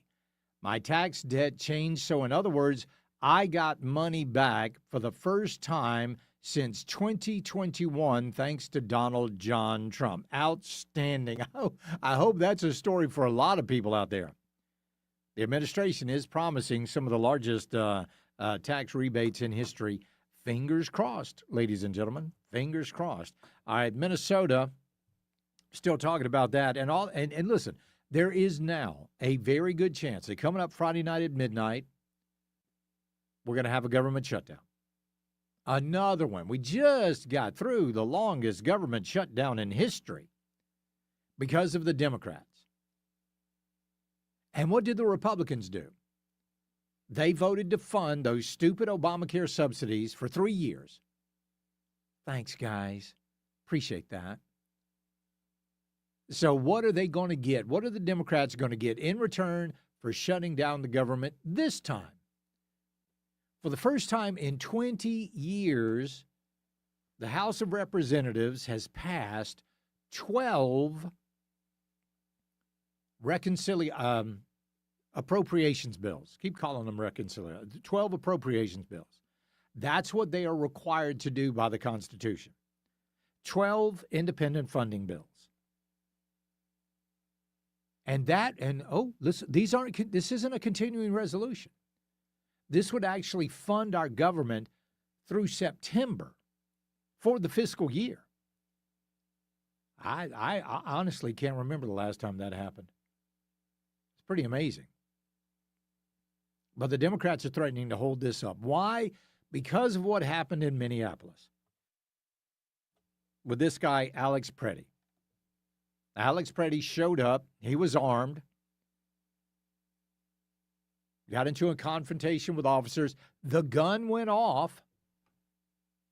An officer shot Alex Preddy. So now he's being made out to be some sort of a anti-immigration martyr. And the folks over on the left, they're all in on this. It doesn't matter. Remember, never let a good tragedy go to waste. And they are not. In fact, what they're doing is they're amplifying the tragedy. And nobody's amplified it more than the reigning champions of fake news, MSNBC. They actually aired an artificial intelligence enhanced image of Alex Preddy. They really did. They used a fake Preddy picture because he just wasn't pretty enough to be a martyr. Oh, yes, they did. Oh, boy, they do. Man, you know what? I need to get MSNBC to do my next headshot because they did a great job. When you look at the before and after images, it's obvious just how edited this was. Now, first of all, they went out and they found a photograph with an American flag behind him and him in a nursing uniform, you know, to give it that little extra flair. The enhanced photo made him look more masculine, made him look nicer with a wider, friendlier smile. The jawline was made more square to make Preddy look more manly. The eyes were spread further apart to make him look more aesthetically pleasing. The nose was shortened to look more conventionally attractive. The hairline was tweaked to look fuller and darker. The teeth were straightened and whitened.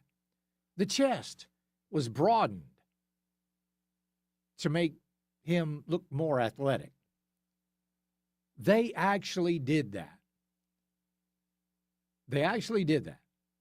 And you can go look at it. Just go look at it online. There it is. My goodness. There you go. Kind of dull, dingy teeth. Bright on the after one. Eyes are spread apart. Eyebrows a bit fuller. Hairline nicer.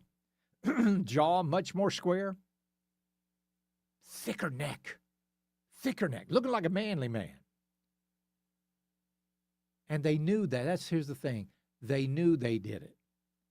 They did that on purpose. They did it on purpose.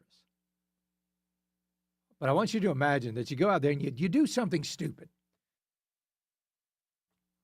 You advocated on behalf of foreign invaders.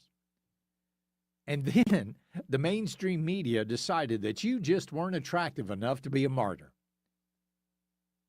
So they had to enhance your image. Good night. One commenter said they absolutely wanted to use the only image in the nurse outfit for propaganda reasons. That's exactly right. Exactly. One person said, since women are unable to feel sympathy for ugly men, they had to use an AI version and hope that no one notices. That's exactly what they did. Exactly. Another ex-user said they didn't want him to look like a skinny, pale vegan nut. They completely altered him, materially changing everything about him. That's exactly what they did. And they did it on purpose. They did it to invoke sympathy. Oh, look at, oh, he was so handsome. Why did they do that? That's pretty sad. When you're just not quite attractive enough to be a martyr, according to MSNBC. Or whatever, what are they, PMS now? Whatever they are now. But they did it. So tell me how much you can trust them. You can't. You can't trust these people as far as you can throw them. And that's the truth. There is nothing journalist about it. Now, when I was in journalism school, when I was taking my photography classes, my professor told me that every photograph tells a story. Every photograph should invoke some sort of emotion. So what they probably did is pass Freddie's picture around and say, how does this guy make you feel? Yeah, he's kind of skinny, kind of creepy looking. Well, let's make him more masculine. Let's make him more universally appealing. So in other words, the photo, understand, the photo that they put up is a photo of a person that never existed. Let that sink in for just a minute. The photo that they put up, that person never existed. But they wanted to pass him off as Alex Pretty. Interesting. Charlie, I thought they hate white men. Oh, they do. They do hate white men. That's why they got to alter them. That's why they got to make them look more aesthetically pleasing to them. So if you ever thought for just one moment that you could trust anything that comes out of MSNBC, always remember that picture. We'll be right back. It's the Charlie James Show. News Talk 98.9 WORD, the voice of the Carolinas. Streaming stimulating talk and breaking news on your phone 24/7 on the Odyssey app. You're on the drive with the Charlie James Show. News Talk 98.9 WORD. The voice of the Carolinas.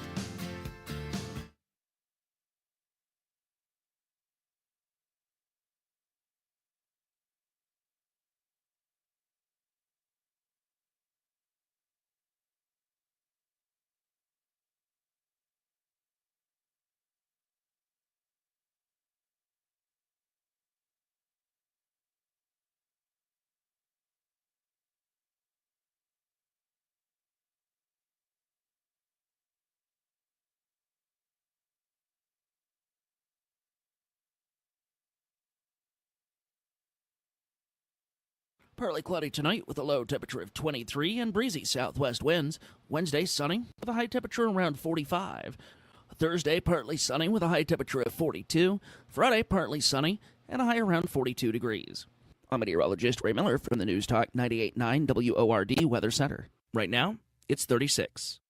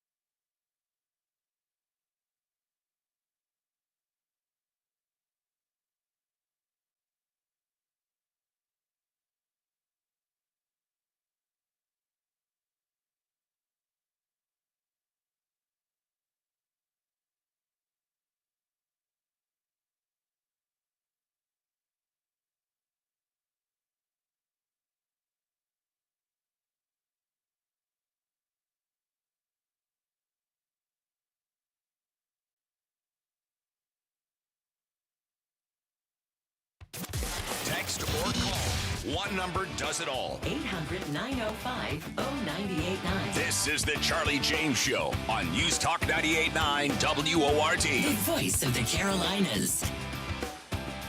I want to get to this story. I really want your comment on what you're about to hear. These awfuls, the affluent white female urban liberal, they are the ones that are the serious problem in this country. I want you to listen to this woman and what she says basically about you.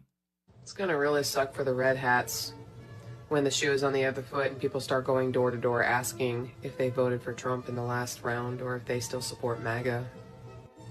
Oh, I'm sorry. Did that make you feel threatened? You think social punishment ain't a thing? You think everybody's ready to do all this again in another 40, 50 years or however long it takes them? If you guys were to use any critical thinking skills and take a look around for 2 seconds, you would realize that numbers-wise, y'all are screwed. Wait a minute, hold on. She goes on. It wouldn't matter how much firepower y'all had. It would not matter how much you guys tried to run. I mean, January 6th was a prime example of how crappy everything is and falling apart. Oh, that was just a test run. Yeah, the test run looked like... Yeah, so threatening to go door to door. Threatening to go door to door. Social punishment. Those are the words that she used. Do you think social punishment isn't real? What social punishment is being issued by conservatives right now? What social punishment? Legal punishment, yes. Social punishment? We're not rounding anybody up just for... That's what the left does. That's what the people over in England do. They round people up just for the way they think. But we're the fascists? Now, wait a minute. Hold on. Lady, I'm pretty sure you would be one of these people that would call us the fascists. Rounding us up because of the way we voted? Right? Well, I don't know about you guys, but in my house, I got about 5,000 little reasons that I'm not intimidated by you, lady, at last count. But that's the ideology of the people on the left, and that is more and more becoming the ideology of the average white female liberal in this country. They are now emboldened. They're now emboldened. You see, what they want to do is dehumanize you, because if you're not human, that makes it okay to kill you. Oh, yes. Absolutely. That's part of the plan. One article over there at Cypher News calls these women the social media serial killers. They're not loners scribbling manifestos in basements, but white liberal women with respectable jobs, online followings, and some twisted moral framework that tells them their enemies are so evil that normal humanity and rules don't apply. And once that belief locks in, violence, that's not criminal anymore. It's necessary, powerful, even heroic. For these digital killers, murder isn't crossing the line. It's doing the world a favor. If you've been paying any attention at all, this pattern is impossible to ignore. These white liberal women don't just fantasize about harming their enemies. They are literally workshopping off of it. They're trying to outdo each other with creativity and plausibility. These unhinged white ladies feed off likes, validation, and the assurance that they're on the right side of history.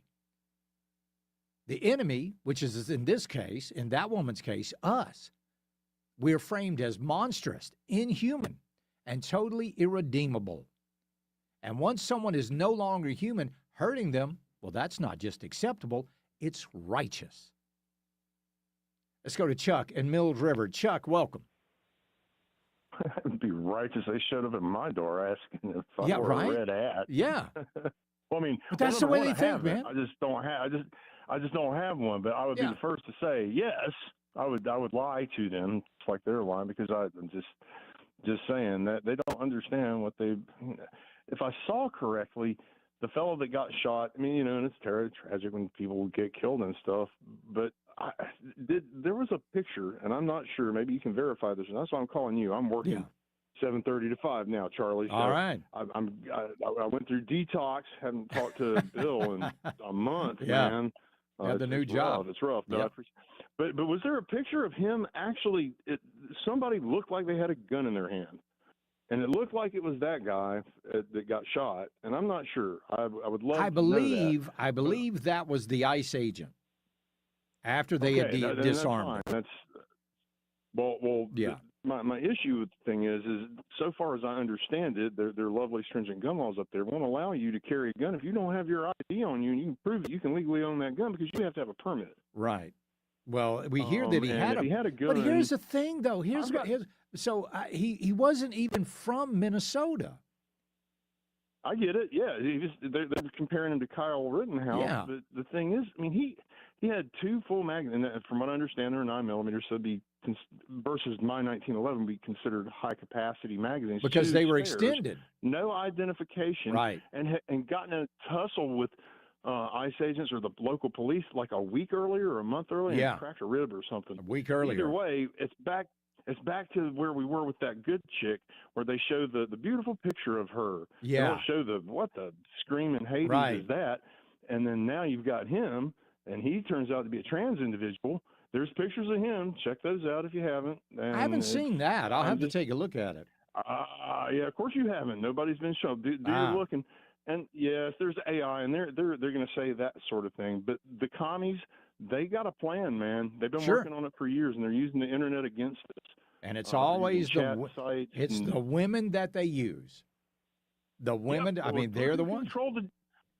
Look who controlled the George Floyd riots. Yeah. You had a bunch of black dudes throwing Molotov cocktails and rocks and all that stuff, and who was telling them where to throw? It was the white chicks. Yep, It was the exactly white right. college educated, and you've got all those boxes of stuff. I'd love to have walked by there and had some Ronson all in a Mac, when the boxes of masks, Yeah, and yeah. all that stuff they were showing. No, it's a plan. It's the communists. They're planning to take over. You know, we can't wear masks, but they can. Right. It's been preaching this for years. But I hope you made it through the storm. Did you make it through the storm okay, man? Absolutely perfectly. Everything was A-OK. Everything was Well, good. that's good. We just stayed put, and we didn't run out of Crown Royal, so There you go. that was a good thing. That's And, always a good And then thing. back to work today. They shut it down. They were smart and shut it down yesterday, and everybody was pretty smart. We Yeah. went out and played in it yesterday, but I like that. It was I mostly like that. gone yesterday. Well, Good, thanks good. a lot, Charlie. And, All right, buddy. You have a keep up great the good work, evening. brother. We'll talk to you soon. I got to keep going back to this George Orwell quote. It was always the women, especially above all the young ones, who were the most bigoted adherents to the party, the swallowers of slogans, the amateur spies, and the nosers out of unorthodoxy. Want to go to Larry in Cleveland County. Larry, what's up? Yes, sir. I just have to make a comment about what you was talking about the women going door to door and all that kind of stuff. Yeah. It's not going to happen here. My whole family, including myself, were military from the day we was probably born. We believe in the American flag, and I have many American flags, not just on the 4th of July, Right. but all the time because I'm a patriot. And coming here, I'm going to echo what you said.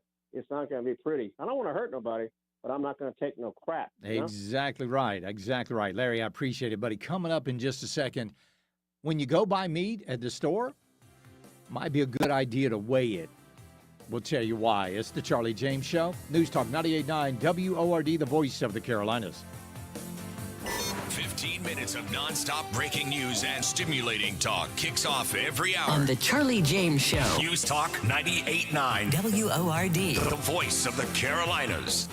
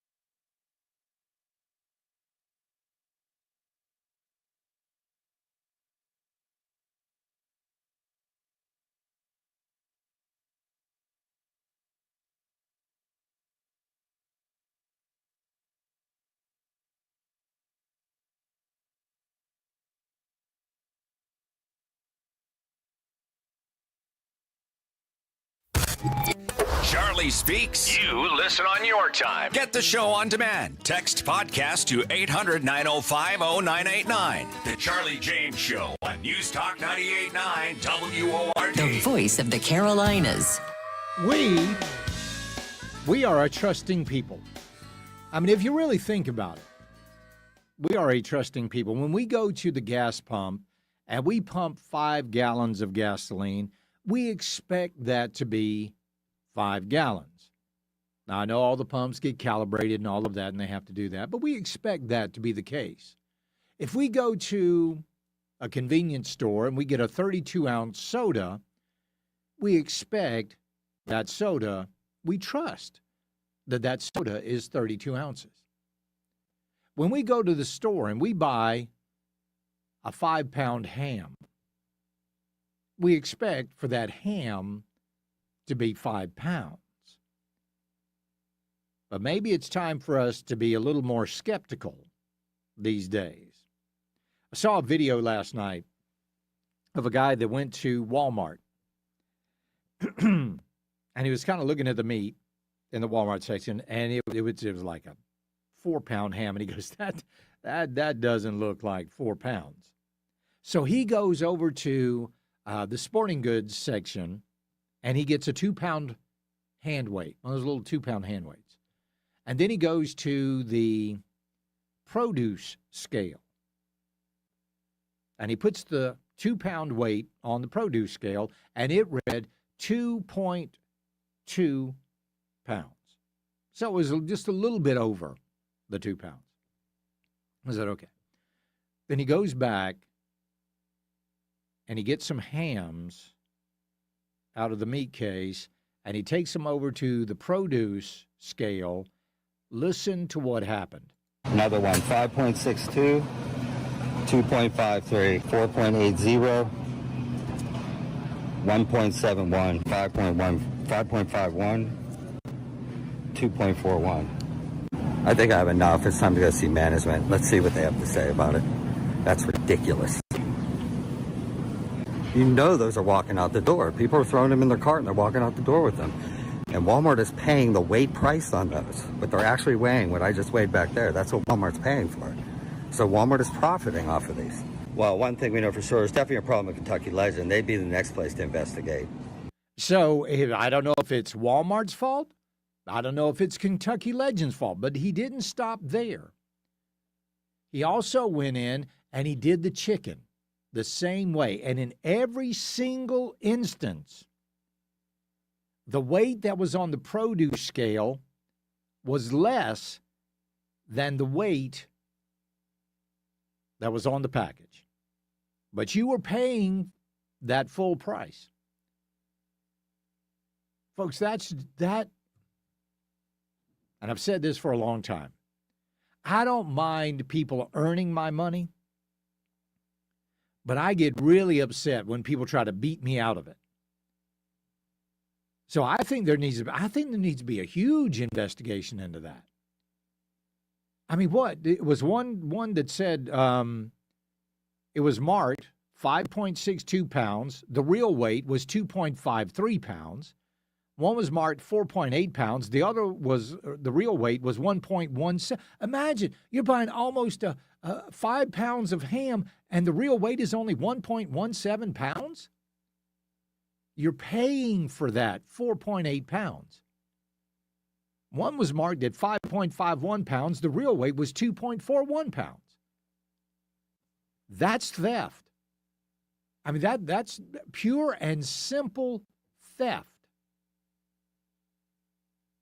There's got to be something that can be done about something like that. That infuriates me. You know what I almost did today? I almost went to Walmart just to see if I could do it. But I didn't because I didn't want to. But just think about that. Everybody's talking about the rising cost of meat these days. Could it be that you're actually getting ripped off? And again, I don't know if it's the meat packing plant, the processing plant, whatever it is, the distribution plant. I don't know. I don't know if it's Walmart's fault. But this stuff, and again, it's all of that trust that we have put in these corporations to do the right thing. And now maybe we're going to start realizing they're not. So the next time, and I don't care what anybody says about it, the next time I go to the store and I buy meat, I'm going to take that meat from the meat section. I'm going right over to the produce section. I'm going to put it in some plastic first because you don't want any cross-contamination. I'm going to put it in some plastic, and I'm going to go weigh that meat and make sure that everything is on the up and up. Because, I mean, that, like I said, that's out and out theft. Think about how many people shop at Walmart every single day. And other stores, it might not just be Walmart. It might be other stores as well. Unbelievable. It really is. And that's kind of why, I'd love to do it at other stores, but, that's kind of why when you go to a store that actually is a little more locally accountable, I believe they've got a better handle on it than some of these bigger stores. Let's go to Larry in Greenville. Larry, welcome. Hey, Charlie, talking about things being mispriced. Yeah. I go to a Ingles over near Cherrydale, and they have a sign hanging up above the registers that says if something rings up wrong, you get it free. Yeah. So I figured I'd better start checking my stuff, and this was a year ago, I guess. And there were times I would go in there and pay $110 and be overcharged $15. Yeah, it happens. Yeah. Yeah. What Ingles is doing is a little different. They put stuff on sale, and on the shelf it says it's one price, and you get up there and it rings it up entirely different. Huh. And those girls at the registers, they don't like it at all if you catch them on that. It doesn't matter. And I tell them, I say, look at that sign up there. It says if it's marked wrong, it's free. Yeah. Do they honor it? They don't like it, and they have to call the manager over every time. Well, there you go. That's. Do they make it right though? If you buy two of something, they'll give you one of them for free. You still have to pay for the other one. That's interesting. I appreciate it, Larry. Thank you very much. But always check. Always check. We'll be right back. It's the Charlie James Show. News Talk 98.9 WORD, the voice of the Carolinas. This is Lee Rogers. Be the first to break the news. Share your story at news@989WORD.com.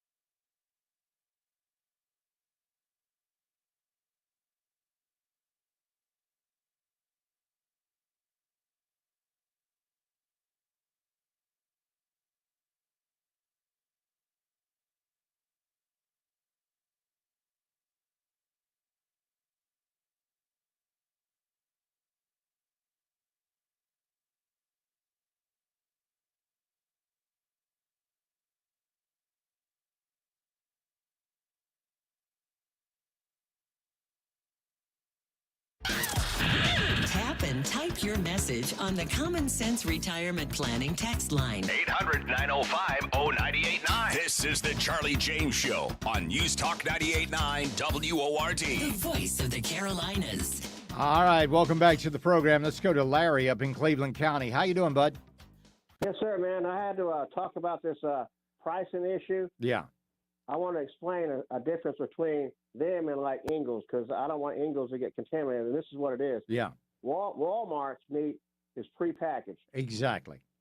And Ingles, my wife's a market manager for Ingles. I retired from Ingles, and I don't want nobody to get the bad impression that Ingles is involved in that, and I want to set the record straight. No, not at all. And I was about to bring that up because the vast majority of the meat at Ingles, that's done in-house.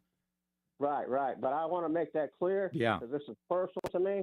Because sure. Ingles has been good to my family and been good to this country, and I don't want them to get no slang. And that's really like that. When I was talking about this, and I said the local markets. That's really who I was talking about, Ingles, because I mean they are all about the community, and I've never heard a bad thing about Ingles. In fact, Ingles was the first grocery store that I went to when I moved to the upstate. Right. So yeah, I mean they do a great job for the community. I appreciate it. But when you get to some of these big, mega, giant, humongo stores, they don't even know what's coming into their warehouses. I mean, like the guy said, what was that, Kentucky Farms or something like that, meat? I mean, they're the ones that are slapping that label on there, and that's what Walmart's paying. So they pass that on to you. So, but again, that's why I always want to shop at stores that are more locally connected. Like Ingles, you get out there, and you can trust them. You can. And they always try to make things right because they are such a big part of the community. All right, WORD talk line, 800-9050-989. Well, Senator Jim Risch of Indiana has got a message for the other members of the Senate. We've got to get this passed. I mean, it's pretty basic. You don't get to vote for the president or the prime minister of Canada, or the prime minister of England or France. If you're illegal, you don't get to register to vote in this country, and you don't get to vote in this country. So we've got to get this passed. We have to have a vote on it, and it's common sense. Hopefully, the Democrats will come on board. But if they're not, why aren't they? I mean, do they want illegals to vote? This is just common sense. So we've got to get this passed. But the first step is we got to get a vote. He's right. So that was Senator Risch. Now, what he was talking about was the SAVE Act, and the SAVE Act would actually protect our elections. No foreigners, no illegal aliens voting in our elections. And there's only one way for the Democrats to cheat successfully, and that's to make sure that those people that go to the polls aren't always the ones that are registered to vote. Let's go to Patrick in Pickens. Patrick, welcome. Hey, Charlie, how are you, sir? I'm good, bud. What's up? I was talking about, I'm going off of where you talking about the meat and all that. Yeah. Nathan's just sold out to Smithfield Foods for $450 million. Yeah. And you know who owns Smithfield, right? Remind me. I'm sorry, I'm drawing a blank. Chinese. The Chinese. Oh, of course. That's right. That's right. Smithfield is now owned by the Chinese. So just think about all the meats that we get and all. Before long, man, they're going to control pretty much everything. I mean, it's sad to say, but that's why I buy my I get a beef or whatever. I buy local. Yeah. So yeah, you gotta. I know a lot of people can't do that, but I mean, I don't know. So yeah, but you're right about that, Patrick. I appreciate it, buddy. Stephen is in Clemson. Stephen, welcome. Hey, Charlie. Hey, bud. Getting back to this grocery store situation, and I know you've changed gears, but so I went to Food Lion over there in Pendleton, and I'm one of those guys, I just kind of get my receipt, walk out the door, and throw it away, never look at it. Yeah. Well, one day I just decided to look at it. There was $15 worth of items on my receipt that I did not even purchase. Really? Really. And I'm like, what the heck is going on here? So I took it back, and they didn't really have an explanation for it. And I know that the lady that rang it up, she's not a new hire. Right. By any means. But I couldn't believe it. So I would say everybody needs to look at their receipts. Sure. Because they can press the wrong button. They're trying to go so fast and fly through it. You don't know what the heck is happening. And those computers are not infallible. Those scanners are not infallible. No, and they may not have even programmed the sale price. Yeah, that's true. That's true. Or that whatever. does happen in some cases. You're right about that, Stephen. I appreciate it. And and listen, gonna be a little bit transparent here. I don't look at my receipts either. My wife, she looks at the receipts. In fact, when she comes home, she says, did you get the receipt? And I got it crumpled up in my pocket, So, yep, here you go. And I got to straighten it all out. And she'll check those receipts. And you should. I mean, that's a transaction. But again, for those videos, and I'm pretty sure a lot more people are going to be posting about this over on social media about make sure that meat is what you pay for. That's why. And there's just, and I'll say this. There is something very nostalgic about going to the meat counter. There really is. There's something nostalgic about that. When you go to the meat counter, maybe you've got a special cut you want. You could do this at Ingles. Get a special cut if they've got some meat there and you want to cut into steaks. They'll do all of that. There's something nostalgic about that, and I love it when they wrap it in the paper. You know what I mean? I don't know what it is about that. I really like it. It just brings me joy and happiness, and it's just one of those things. All right, we have the chance to get more snow coming up this weekend, but I don't think it's going to be one of those issues where we've got to panic and go out, speaking of grocery stores, and buy milk, eggs, and bread. I think this is going to be one of those upstate snow showers that we get that comes in, goes away pretty quickly. At least fingers crossed that's the way it's going to be. But the chances, I looked at some chances today of us getting some snow. Was it Friday night into Saturday? Could get accumulations of up to an inch. So you guys be careful out there. Just get ready for that. Again, I don't see where that's going to be a huge problem for us. I mean, after all, we just made it through that ice storm. We shouldn't have any problems with this. Let me see if we got anything new on this possibility of snow coming up. We've got a very high chance of at least light snow. That is now becoming more likely Friday night into Saturday. So we'll keep you updated on that as we get closer to the weekend. All right, folks, we will see you mañana. Y'all have a lovely, lovely evening. As always, we do love you. God bless. Buckle up. Bye, y'all.